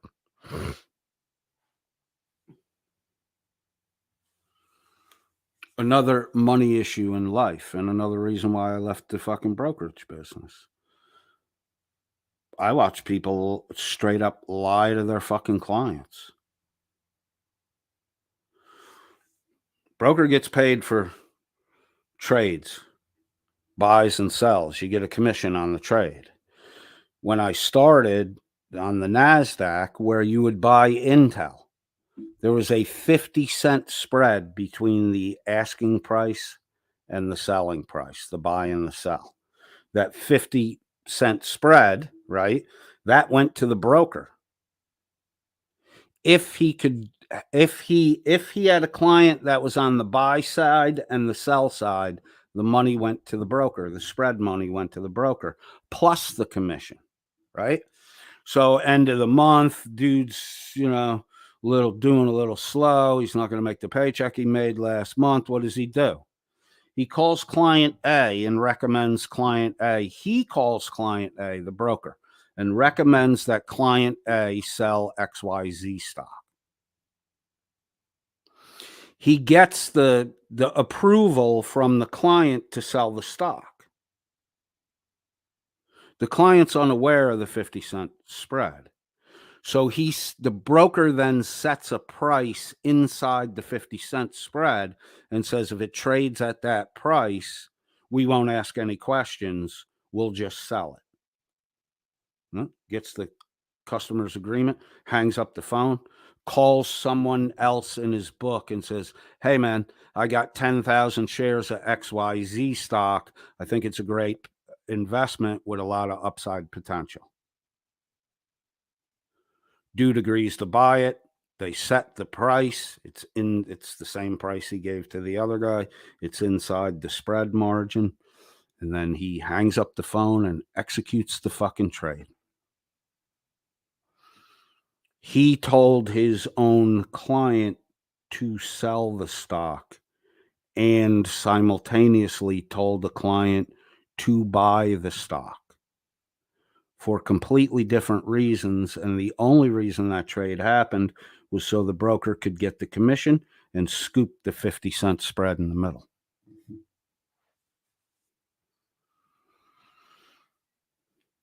Money will make you do dumb fucking shit, because that cross booking, the way that was done, it's called cross booking.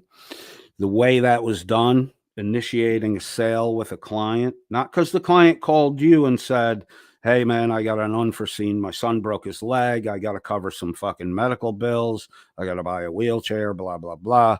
I need to liquidate, my XYZ stock, sell 10,000 shares of it. I need the money. That's okay to cross book. But when you call the client and recommend he sell, and then call another client and recommend he buy, that's a violation of the prudent man concept. And it is a deception that can get your fucking ability to trade yanked away from you. But people did it on a fucking regular basis without caring, because it's difficult to prove. Both clients would have to know each other and have talked to each other to know what happened. And then it's still difficult to prove unless the calls are recorded. They weren't recorded when I was a broker, and that was not because they weren't able to. That was because recorded phone calls cause a whole new level of liability issues. So on the surface, Frauditor Troll's behavior looks good.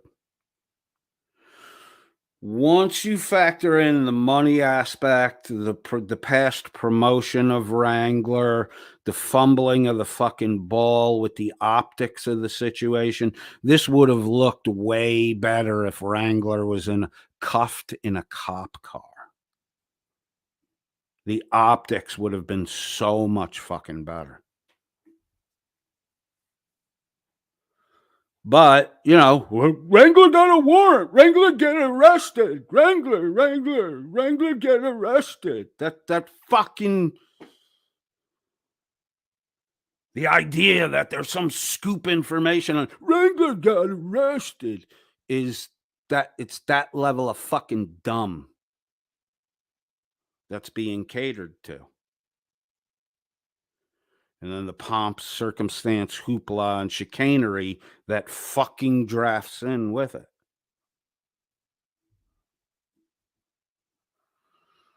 And in return for that, I do think that we need to have a little more awareness of the impact that the money is having.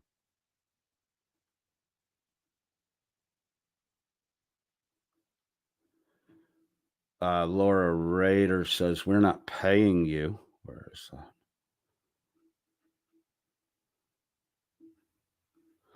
Laura Rader says, we are not paying you for this financial seminar coded. You have no Cash App banner up. There's no way to send me money. I made it. It's not possible to send. You'd have to come to my house and leave a fucking envelope in my mailbox. Laura Rader says, everything they do is so damn creepy cringe, writes on. What did writes on say here? At Laura Rader, it was so pathetic. Dan acted overly nice, and the panel acted like they were all disgusted. They rolled a banner that showed how much money to get rid of Nice Dan and bring back Bad Dan. Yeah, that's another one. And apparently now the Welsh News Network has, made more than subtle hints that they're not really a news network. That news network is a lie. They're just a group of people getting together to point and laugh at stupid. That's not fucking news. And it's certainly not the biggest and the best news on the fucking internet. Welsh News Network is just a, 6 hour a day Jerry Lewis style begathon. And instead of MS kids in a fucking wheelchair for you to fucking say, oh my God, I'm so glad I'm not fucking that person. What you get is Chili DeCastro or a random drunk person pulled over and arrested acting, because they're drunk. What you get from Welsh News Network is people you either get Chili or you get Reagan Benson or you get a smorgasbord of people at their lowest moments in life. Remember, Dan's own wife ran him over with Dan's fucking car while his daughter sat in the fucking passenger seat and cheered his mother on. That's who Dan is. That's who Dan is. He's also a poor, dole check receiving, toothless motherfucker who's masturbating via webcam and Bluetooth controlled vibratory devices with a Virginia pillbilly fireball coming at you, Blecka. I was in a racetrack gas station earlier this morning. There was a whole fucking Southern Comfort display in the racetrack gas station. It had little fucking 99-cent bottles of fucking fireball. So, Dan's relationship with a woman is a balding, fat, short, fat, balding, pillbilly from Virginia who likes to show her punani on the fucking internet to just about anyone. It's a bluish thing. It's not very good looking.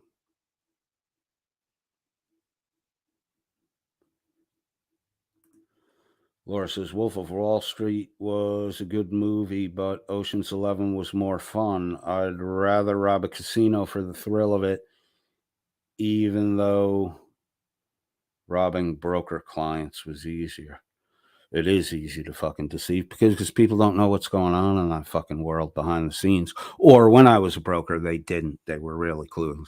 There's a fuck ton more information available today for investors than there was in the 90s when I brokered with literally a Quotron, a green screen Quotron machine.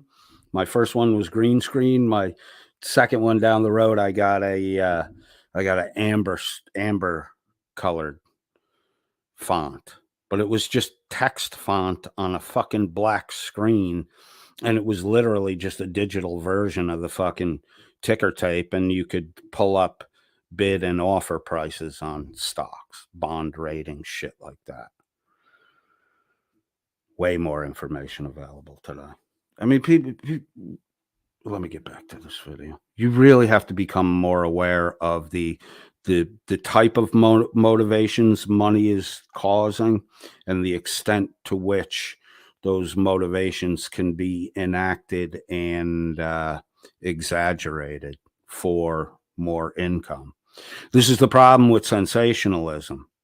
This is why nobody covers Chile anymore except the fucking Welsh News Network. Chile actually stepped back from the sensational aspect of his presentation, which, I really believe was intentional. You can garner a lot of fucking popularity and a lot of eyeballs on you by being hated. It's happening with Wrangler right now. Chili, an actor, trained actor, he can put that on, take that off. I think it is close to his true character, the sensational shit. But he has been able to step back from it. Now he doesn't look as over. He's still over the top. He just doesn't look as over the top as he did 6-8 months ago. So he's boring now. And you literally have a Welsh news network that, for the sake of money, is yelling at digital recordings of Chili DeCastro made over a year ago, that they actually think Chili can hear them.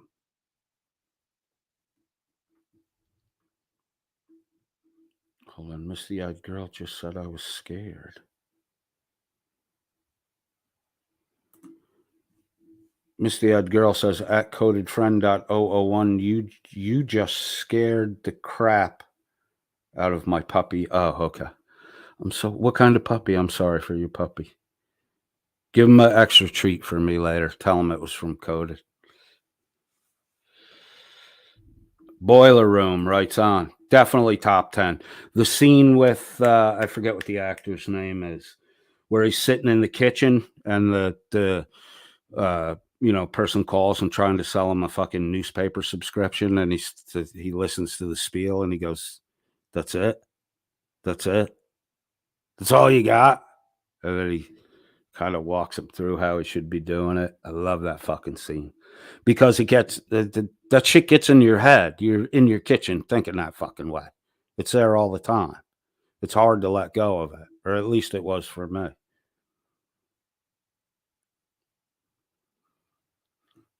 But Boiler Room writes on. The movie Boiler Room is based on the firm Hibbard Brown, which was a penny stock firm company that through the late 70s, 80s, and just into the early 90s robbed a lot of fucking people of a lot of fucking money.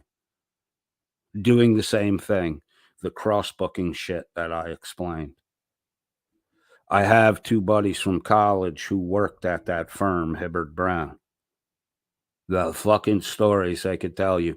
That movie, Boiler Room, is dead bang on what my buddies and what 2 of my buddies from college experienced working at that firm when they were first year in the work field.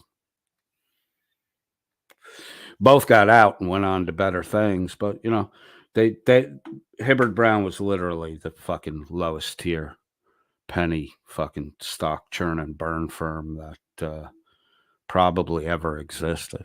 And I have 2 friends that were, for a year inside working in that environment. And you know what? Both of them said the same thing. It didn't fucking bother them until they got out. Like that, when you went into work, there was such a fucking team mentality there, and that it was them against the fucking world, that the world had wealth they were withholding from them, and it was their job to get their wealth. It's being wrongly held. So by hook or by crook, Machiavellian, anyway, trick or trump, get the fucking money. And they really didn't. They did it for a year without fully realizing how deplorable that fucking situation was.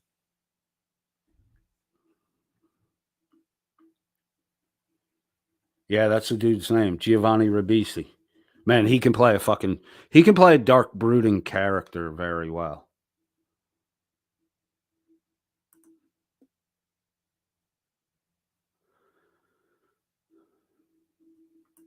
Misty-eyed girl's dog is a Cavapoo. Her name is Willow. Kira the Yorkie Poo didn't flinch, but she's 10. Sorry about your puppy. I hope it didn't pee on the floor. Right Sound says Scott Conn played the hothead. Yeah, man. He's a pretty good actor. Nowhere near as good as his dad, though. James Conn was fucking great, man. Killer's Elite, my favorite James Conn movie. Definitely Killer's Elite, the original version.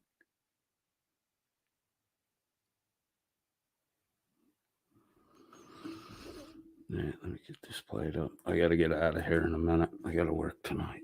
So I don't know. I don't feel like he does anything wrong, but I feel like he did. Tom, I don't know if you were watching, but I don't feel like he did anything wrong. Like, he found out what Wrangler was. He opened up the panel, had you on panel to talk about the stolen valor aspect of it. Made a video talking about the financial fraud that he committed through, fundraising, and then is now doing this. It's so funny to me that I don't know what else you could expect of a dude. Yeah, this is. I 100% agree with everything Josh just said. That one expose was fucking. It hit. It was good. It got a lot of information out. It reached a lot of new people. What I'm commenting here is on this, warrant thing, the big nothing burger warrant thing with Wrangler. Here's the problem. There are good people handling. Wrangler is contained. He's not broken. He's contained. They're whittling away at him.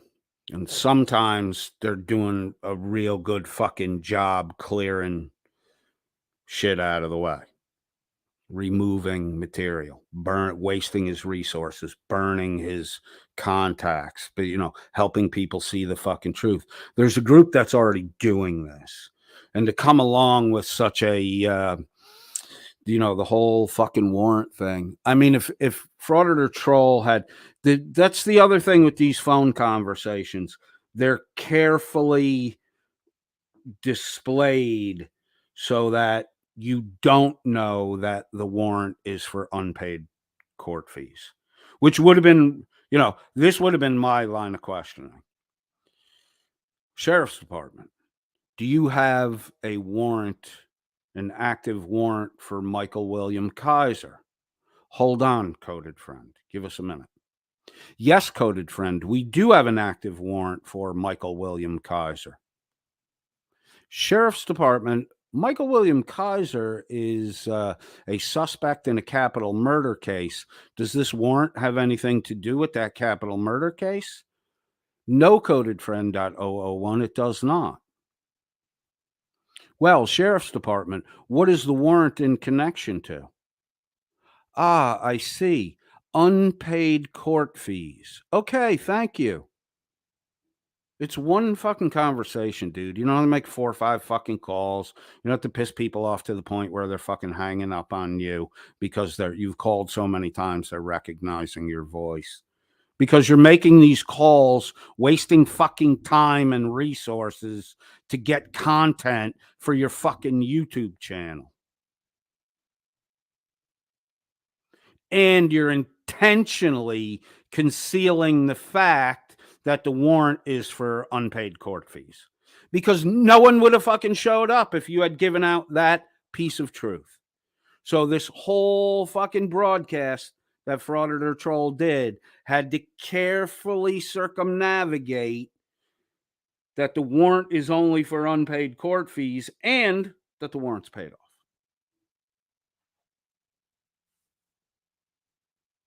See, so now I got to correct something I said. Maybe, Scott, maybe you're right. Maybe it is because of for public safety that Josh knew about the warrant. And then that makes Frauditer Troll shit just superficial nothing burger after the fact, because he heard something somebody else said, knew that for public safety has a completely different audience demographic and a smaller reach. So it's his chance to get a fucking scoop and, bring eyeballs to his fucking site, which is monetized. So by watching the fucking video, you get a fucking payment for Auditor Troll. I don't care if your fucking super chats are on or not. You making fucking money. That's what motivated you to do this. You're not motivated to tell the truth about Michael William Kaiser. You're motivated to make money. And you know what? There's nothing wrong. This statement on the screen right now by me, Dickbag Patrol, he is just chasing money. There's no value judgment there. I didn't say it was good that he's chasing money. I didn't say it's bad that he was chasing money. Stated a simple fact. The motivation behind this is chasing money. There's all this fluff and fucking ornamentation on a no longer active warrant because it was paid responsibly, is the optics you gave to Wrangler. And it was just for unpaid court fees. It was just for unpaid court fees.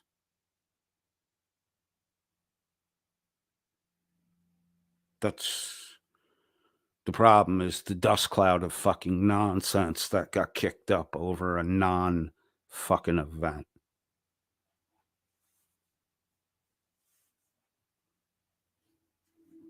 It's a non-event. Wrangler's got a warrant. It's a non-fucking event. This is going to hurt him. This is gonna hurt. This one's gonna hurt him. So he cost him $500 to pay to pay off getting out of the warrant, and now It ain't gonna hurt him. It's $500. He doesn't care. He didn't sweat making the fucking money. He grifted it off his listeners. It's not gonna hurt Wrangler.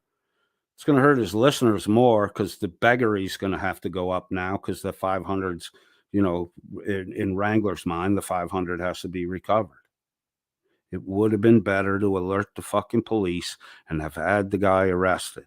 It would have been better to do that. I'm not making a value judgment. Stated a simple fact. He's chasing money. That's exactly what he's doing. He's sensationalizing a non-event for popularity, celebrity, attention, and the resultant money that comes when people click and he gets an AdSense payment for the view.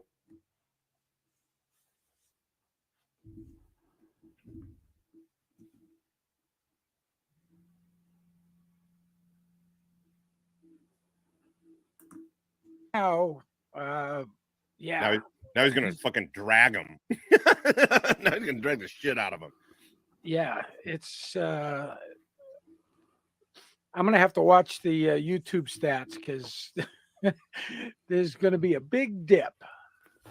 I think so too. And he's paying for subs and he's still losing. Oh, check it out. Wally's here too. All right, let me bring this up. I think Wrangler may recently have bought subs, but his numbers aren't showing sub buying, or they're at least not showing sub buying like to the extent that Welsh News Network bought subs. So let's take a little peek at this, and then I'll get, I got to wrap this up so I can get to work on time. All right, so this is the Washington State up top here, courses.cs.washington.edu, and the rest of the stuff there. The link is actually posted on the Squoze Discord. If anybody wants the link, DM me or send me an email, codedfriend.001@gmail.com. I'll shoot you the link. Just get in touch with me. I'll give you the link. So Frauditor Troll has a subscriber count of 39,700. He's got 1,420 videos. He's got, millions of views? 31 million views across all his videos. Good. Total average views per video is actually 22,000. That's half your audience, and that's reflected here. in the active subscriber base at 56% and dead subscriber base at 44%. With the size, those numbers are actually good compared to, they might, I haven't looked at enough data to know yet, but I've looked at a lot of data in our niche on the active subscriber base, dead subscriber base. These numbers are better, way better than what is normal from what I've seen so far.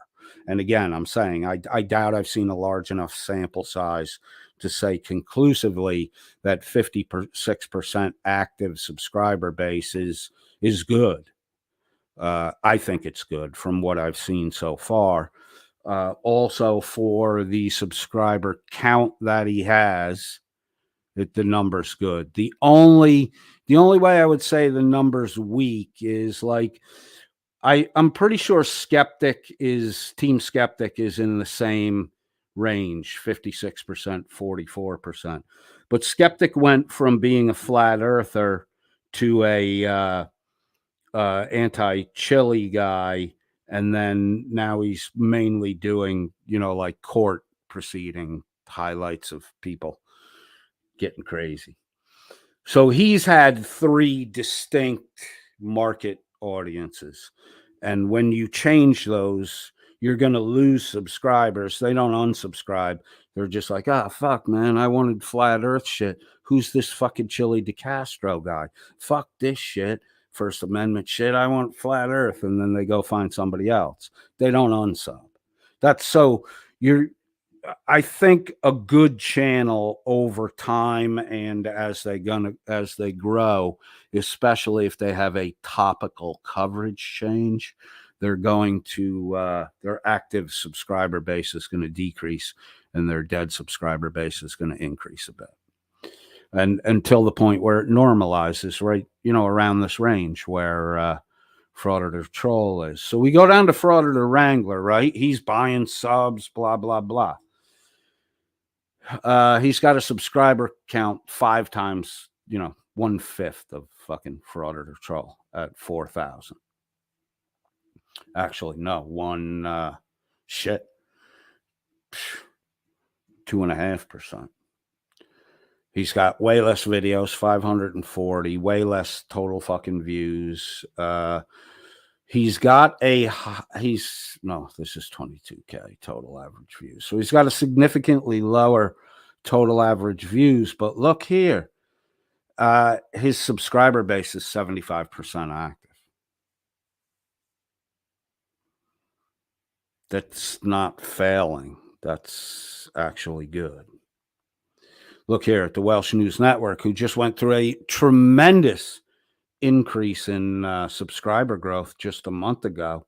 So 8,500 of this 10,800 are people who have subscribed in the last 45 days.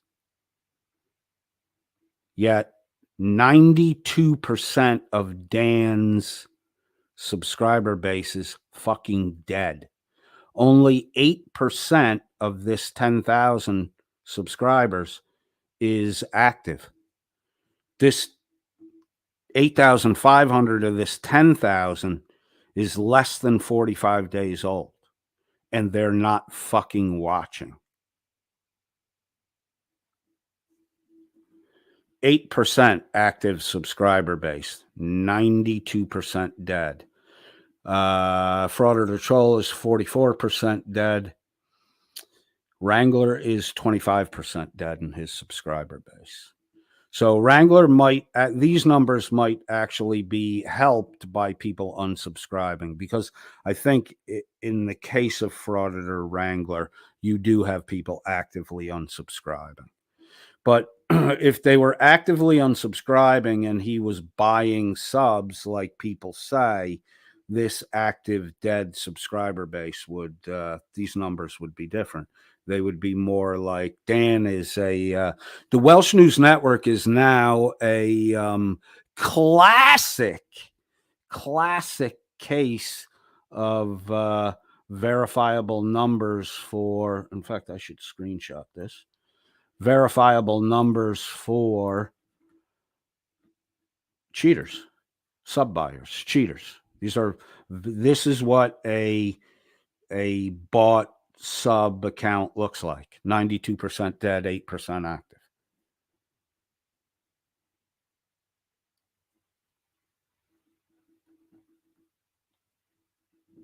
So GMK Wrangler, hello Linux guy, aka Bandit, says in the chat, I've subscribed and unsubscribed 22 sock accounts with Frauditor Wrangler, LOL. Right? You're not hurting anything, bro. You're not hurting anything. If you're subbing and unsubbing, you're actually helping the active subscriber base number. You're shooting yourself in the foot. You're not doing damage to him. You do that to freak people out. There are people on YouTube that do this, smaller growing accounts. They'll flood their subscribers with sock accounts. And then if the YouTube creator talks about something they don't want that YouTube creator to talk about, they then start rapidly backing out the ghosted subs. And then a lot of YouTube creators are like, fuck, man, I lost 90 subs today. I only have 500. I'm down to 4. I'm down to 500 subs. I lost 90 subs. It freaks people out. And you guys do it, and you know who you are that fucking do it. Let's look at Stoned Vet.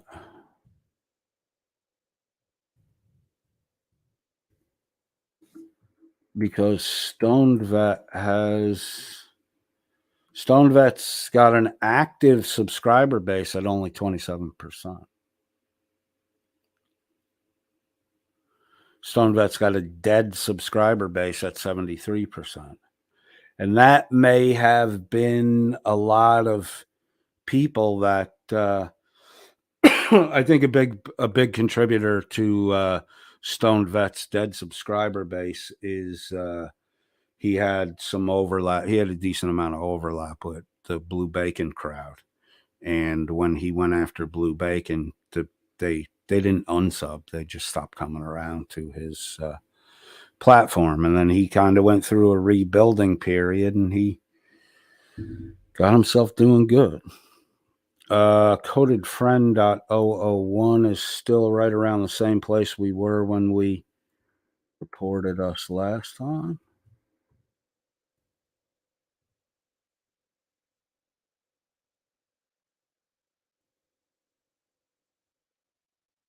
And we're sitting at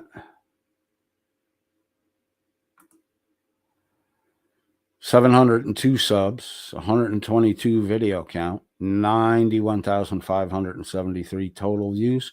Total average views per video, 750.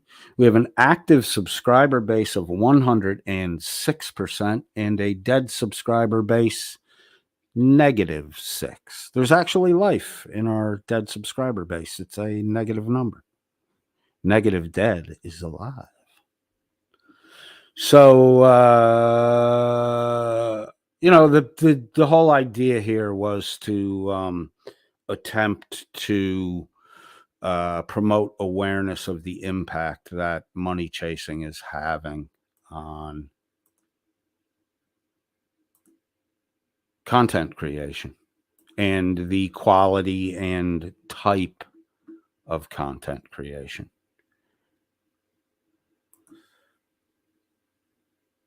Laura Dermot Costello says Laura Merb only beefs with little guys and women. Put someone who can fight in the gutter with him. He backs and reports them. That's kind of what he does too. I don't think he reported me, but he really turned into a fucking baby fast. And I'm not the right guy to assess fucking Merb at this point in time, because we've been going back and forth at it, and I'm not objective. I think he has the ability to be a considerable dickhead, and I think he's aware of when he's a dickhead, and I think he enjoys being a dickhead. So just because, you know, he got prolapsed by a fucking German Shepherd in some bizarre sexual encounter.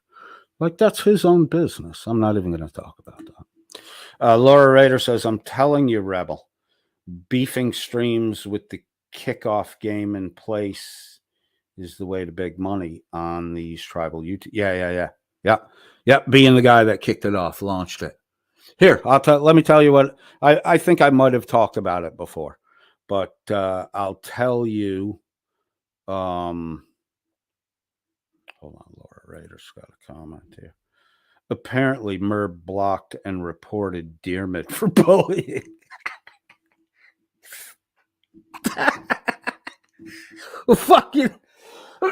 A fucking month ago, he was trying to suck Dearmid's dick and begging him for fucking information on Wrangler. Less than a month ago, Merb was sucking Dearmid's dick and begging him for Wrangler info. That's who Merb is. That's who Merb is. And if you want to be that Merb, hey, be that, man. But that's, you know, you do that shit.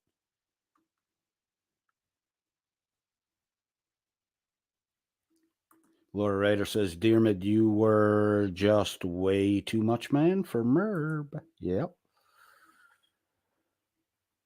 Well, Dearmid argued with Merb the way you know, the way you should argue with Merb. Just shut it down and then fucking let it go. And then, you know, he sniped them in a fucking me, Dearmid, and Kelly W, I think, were in a stream together. It could have been Josh. It could have been somebody else. I think it was Josh. Dearmid made a comment about Merb. Kelly piled on. I fucking piled on. You know, that I kept. And if you want to piss Merb off, @tag him. So Merb eventually, when you can't @tag them, they've either left the room or blocked you. So I was unable to @tag Merb. So I knew Merb had blocked me because Josh was still bringing Merb's comments up onto the screen. So I knew he was still in the room and I must have been blocked.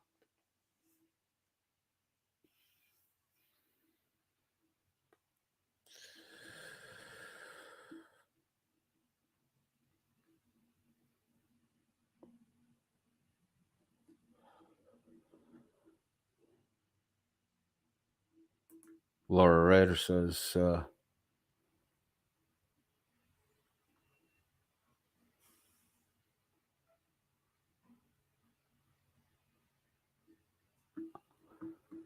Laura Rader says, Dan is an idiot with no marketing skills whatsoever. He wanted to be a liberal turtle boy and thought throwing some money around and running grifts would get him there. Bingo. Ding, ding, ding, ding, ding. Laura, go to the prize closet and take anything you want off the top shelf. Let's see what Laura Rader says about Stoned Vet. Started out doing streams with fellow vets and reviewing movies. Didn't have a big sub base back then. No, he didn't. I used to look. I liked Josh from the beginning because of his sense of humor. And then I talked to him just because I figured he would be a good guy to just, you know, bullshit for an hour to 2 hours with, just bullshit around, talk freely, talk openly. I did a couple good paired broadcasts with Josh. They're always going to be a highlight of my Coded Friend .001 experience.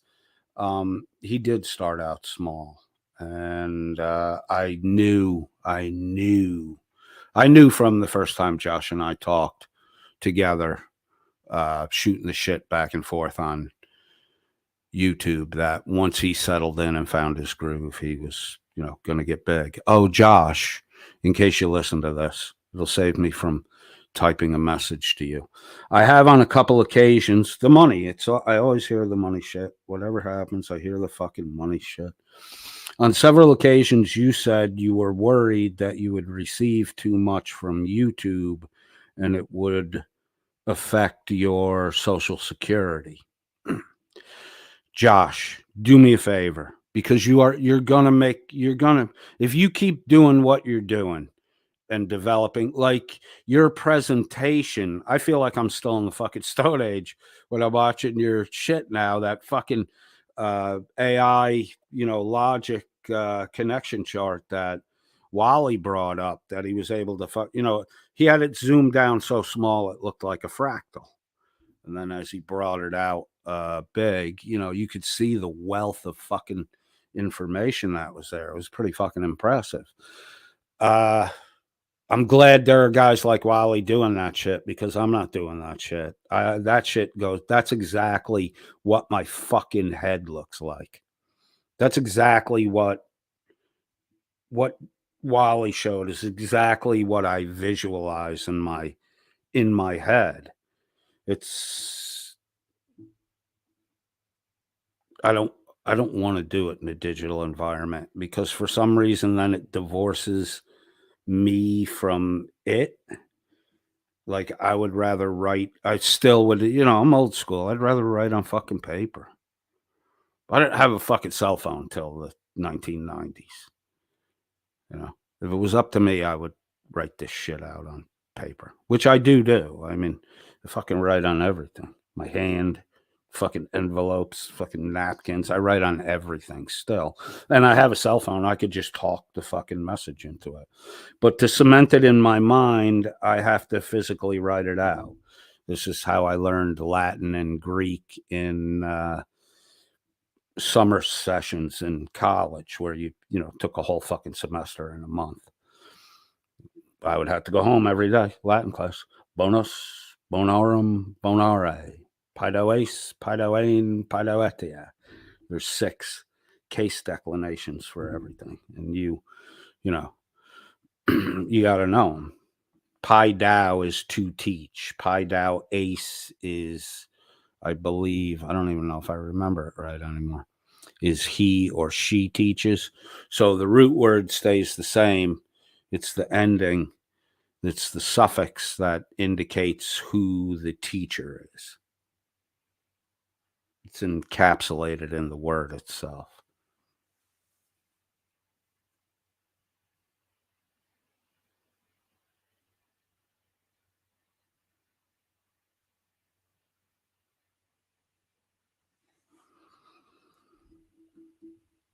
I don't know if I finished that thought. I got distracted by something Laura just put in the chat. I'm reading a lot of Laura Rader comments today. Laura Rader says, at codedfriend.001, you remember the troll that sent Josh spiraling down that original MM series. LOL, that troll is also a good friend of mine who started his own channels now too. Laura, that was Joey Waffles, right?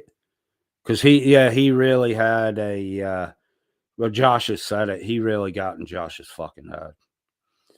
Fucked with him for a little bit. And then, Josh has the complication with the PTSD, which, by the way, Josh,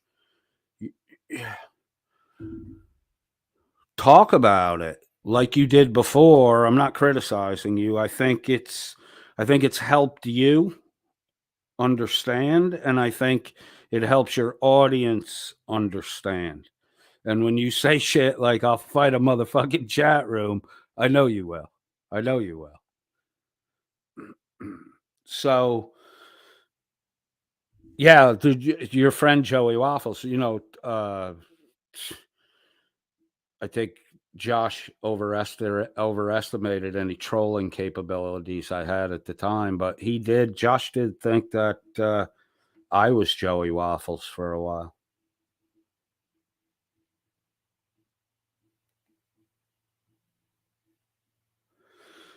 So, what time are we? Oh, fuck. I got to get the fuck out of here. All right. I got to wrap this up. I will. This was a think out for me because there were some things I wanted to address and think about, and I didn't know if I got to everything. I'm probably going to take this and do a boil down of it. Maybe add a little, take a little away. It'll be short, 10, maybe 15 minutes tops, because I want to include in this the comments that Josh the question of why did I put the first comment up that Josh stated, he said Josh's answer at that point in time was he couldn't think of anything other than to start shit. And I can see why you would come to that conclusion. I don't have a problem with that.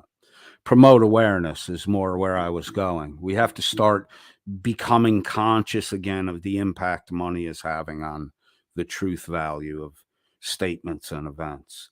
I think later in the broadcast, this broadcast by Josh was a 5-hour gig.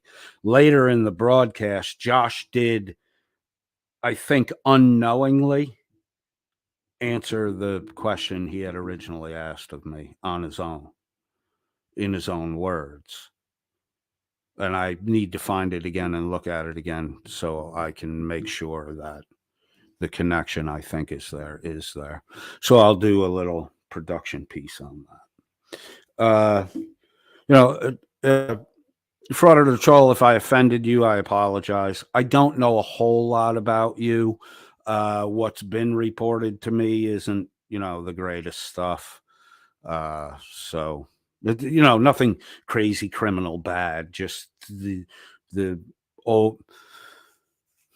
I don't know if you care or not. I think you do. And I think I can tell, part of the way I interacted with you was to get an assessment on how you handle criticism because, you and I really never interact.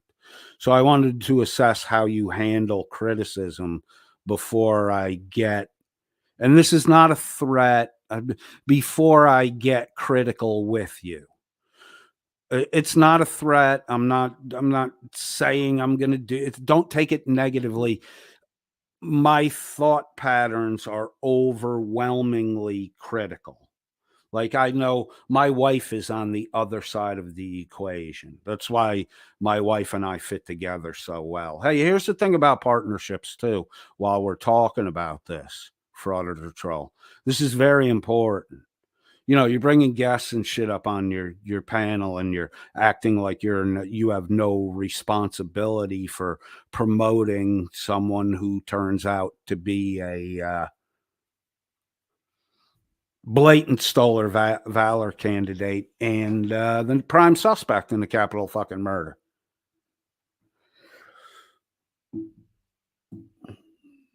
I didn't know it was Zyklon B. They just said open the vent, pull the pin, drop it in.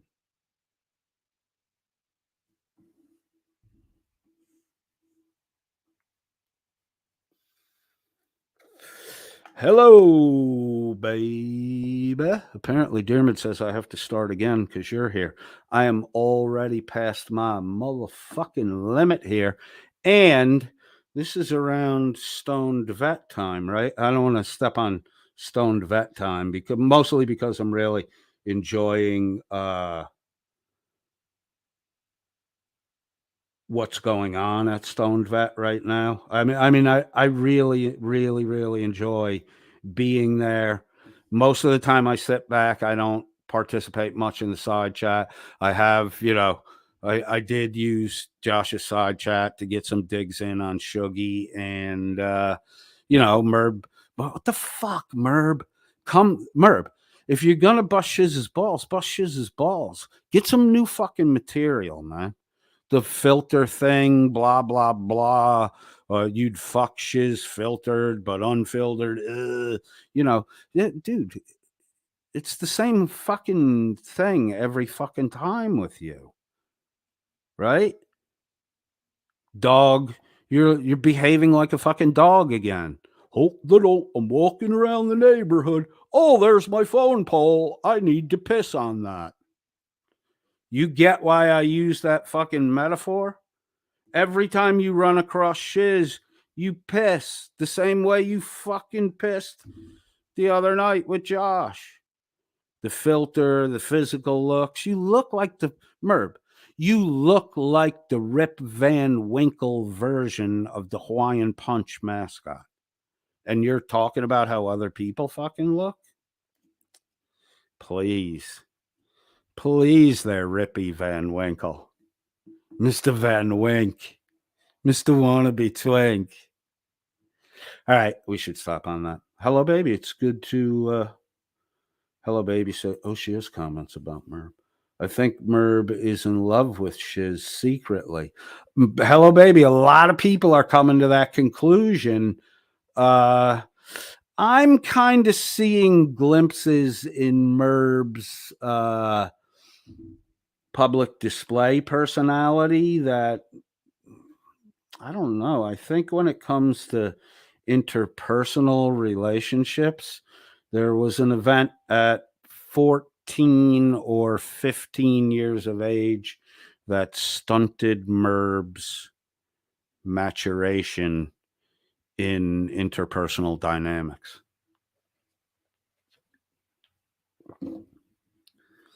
Hey, my friend Kelly likes you. She's a fat fucking pig. Fuck her. Yeah, that's, dude, you don't have to say it out loud. You just have to do this. I think Kelly's kind of cute. She's got a great personality. That's all you have to fucking say to another female, and they know you're not interested in their fucking friend. They'll figure out how to let the friend down easy. You don't have to come around pissing on it all the time to try to mark it as your own. Fucking dog.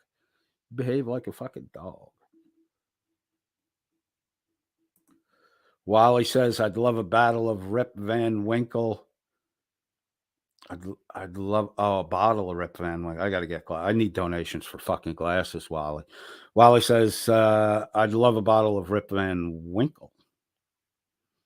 Donations accepted. Hey, Wally, good to have you here, man. Wally, that contacts chart timeline shit you were working on with the Frauditor Wrangler data, very fucking impressive, dude. I like that. You're a stickler for the details, my friend. I like people like you. I'm not. There are certain things that jump out at me, and I we'll get an anchor point on those. But like the detail that you fucking had there, beautiful, dude. I would open that up, Wally. I would open that up. I would look at all the pictures. I wouldn't read any of the words. I would look at all the pictures, and then I would close it back up, and I would say thank you to you. Like that's overwhelming what I fucking saw last night. It was great. I'm sorry, Wally. I don't mean to talk about you too much. Apparently, the last person I talked about too much when they came around got really fucking weird on me and then lashed out at Shiz about it.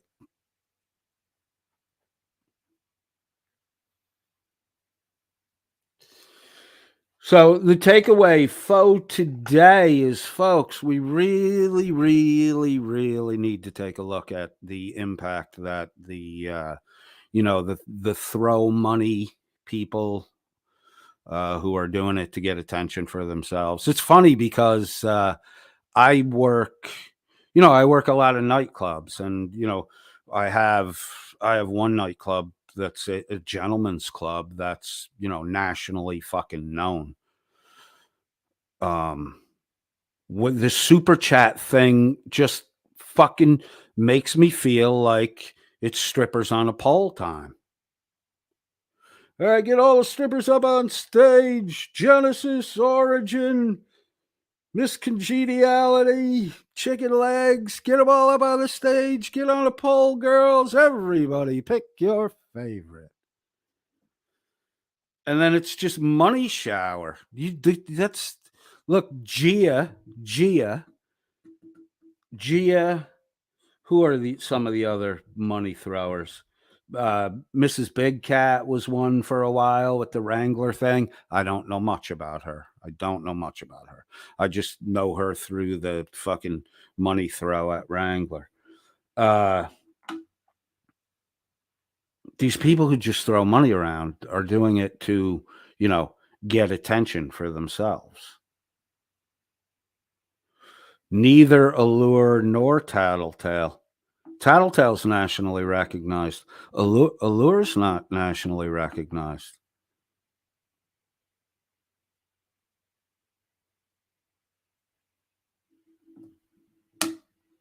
Is Allure's not nationally recognized. Tattletale is. No, different. So, Chili D Con Artist says some of these people spend thousands of dollars on this shit. It's insane. Yeah. It's a mentality. It's look at me, I'm throwing money. In the club scene, it's make it rain. Dude, you can throw 100 singles at a person in a way that is insanely insulting. You can insult people by throwing money at them, especially if you throw it in a way that they got to pick it up off the fucking floor.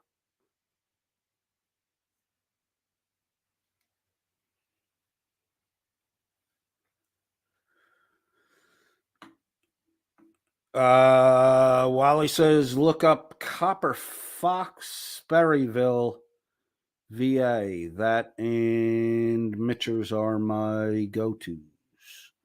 What is that for? Oh, you're going back and forth. Right on. Cool. All right, man. I gotta go. I'm gonna fucking wind up being late, which I never am. Then I get my balls busted because, when you're never late and then you are one time, that's everybody's got to fucking talk about it. Wally, thanks for the work you've been doing. Appreciate it. Writes on the info you gave me over the last couple days for future project. Thank you very much, my friend. Hello, baby. Good to see you. GMK, carrier of 2 bar cards. Oh, you took your equal sign out, GMK. Come on, man. We already know who you are. You don't have to hide anymore. Why don't you come in with your real account? Bro, why don't you come in with your Linux guy account? You afraid Dan will have a fucking hissy fit? Hello, baby says Gia gives big money. Yeah.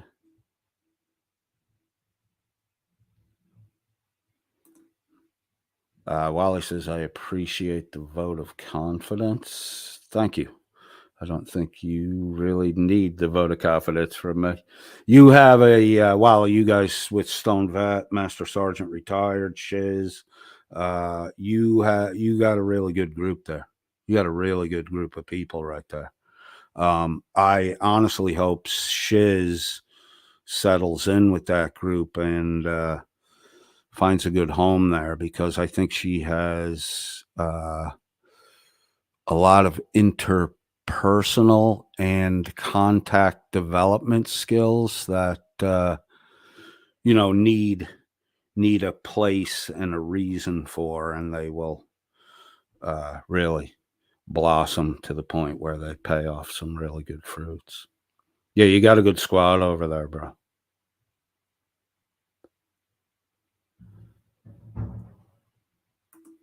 Magic City gotta be. What was your other one? Allure and Tattletales? And why are you assuming Atlanta? Your others, I can't find them. Why are you assuming Atlanta, AP? Allure and Magic. Tattletales is Atlanta? Tattletales is Atlanta. AP, do you remember DOA? Diamonds of Atlanta? Not the one that exists right now. The one that used to be where I think it was Oasis before it was DOA. They didn't last too long, but they were big. They were fucking big for like a year to a year and a half. Dude, I would walk off that fucking parking lot on a Friday night with like fucking $6,000 in my pocket cash. You had to pay to play at DOA. And then people got sick of paying all that fucking money. And after a year and a half, boom, it was like somebody shut the fucking lights off. People just stopped going. And on that note, people, be responsible with your money. Please be responsible with your money. We have watched a man who is lied about his military service, stolen valor. Breaks into elderly women's houses. Admittedly, breaks into elderly women's houses to steal their pain medication. may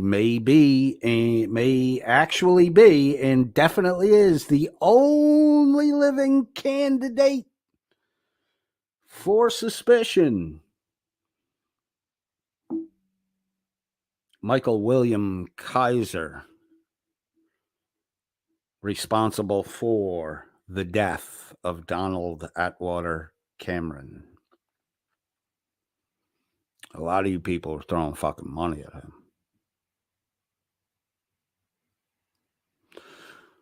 Was I on his broadcast for months? No, Fraud or Troll. That's not true. You need to do something besides listen to what the fucking uninformed mouth next to you said about blah blah topic and just repeat it without verifying that it's true. Because if you continue, I mean, if you want to continue to do what you're doing, continue to do what you're doing, you're going to blow up your fucking brand. You're going to blow up your brand. You're going to fuck your reputation really bad. And then all your channels are going to fall like fucking dominoes.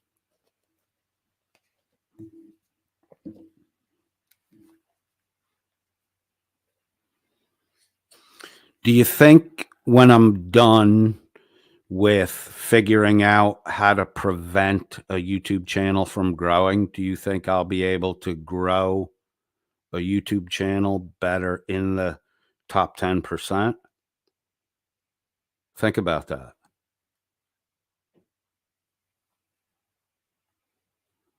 Think about that.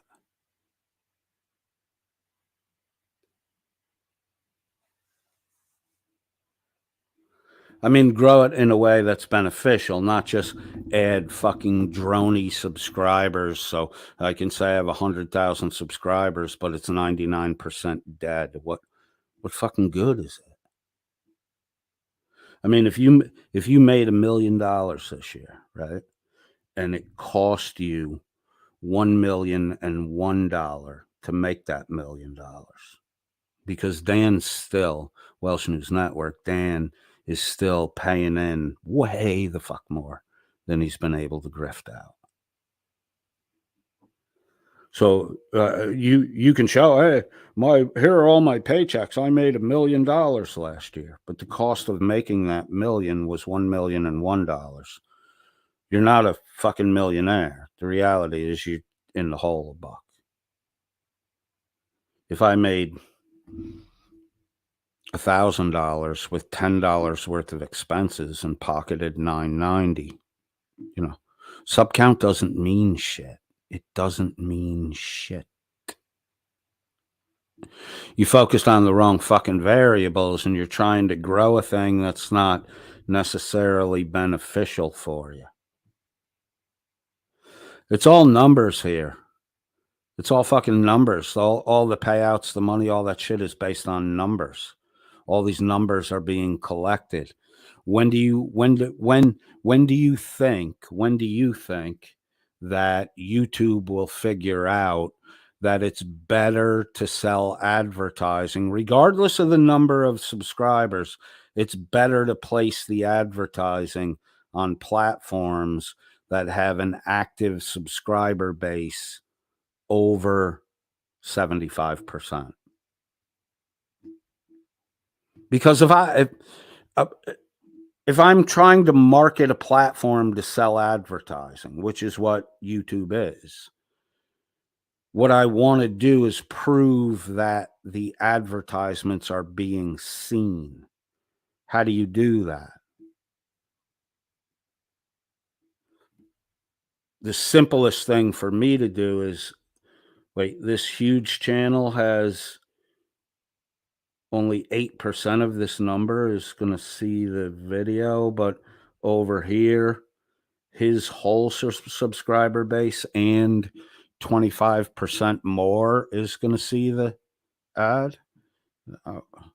Just put a portfolio together of active subscriber base accounts in excess of 75%.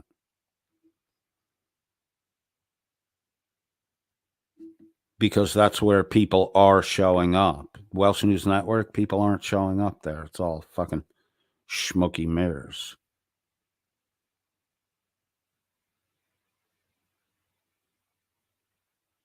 Dan wasted a lot of fucking money. We have to start thinking about the impact that the money's having here. We have to start thinking about the impact that the money's having here.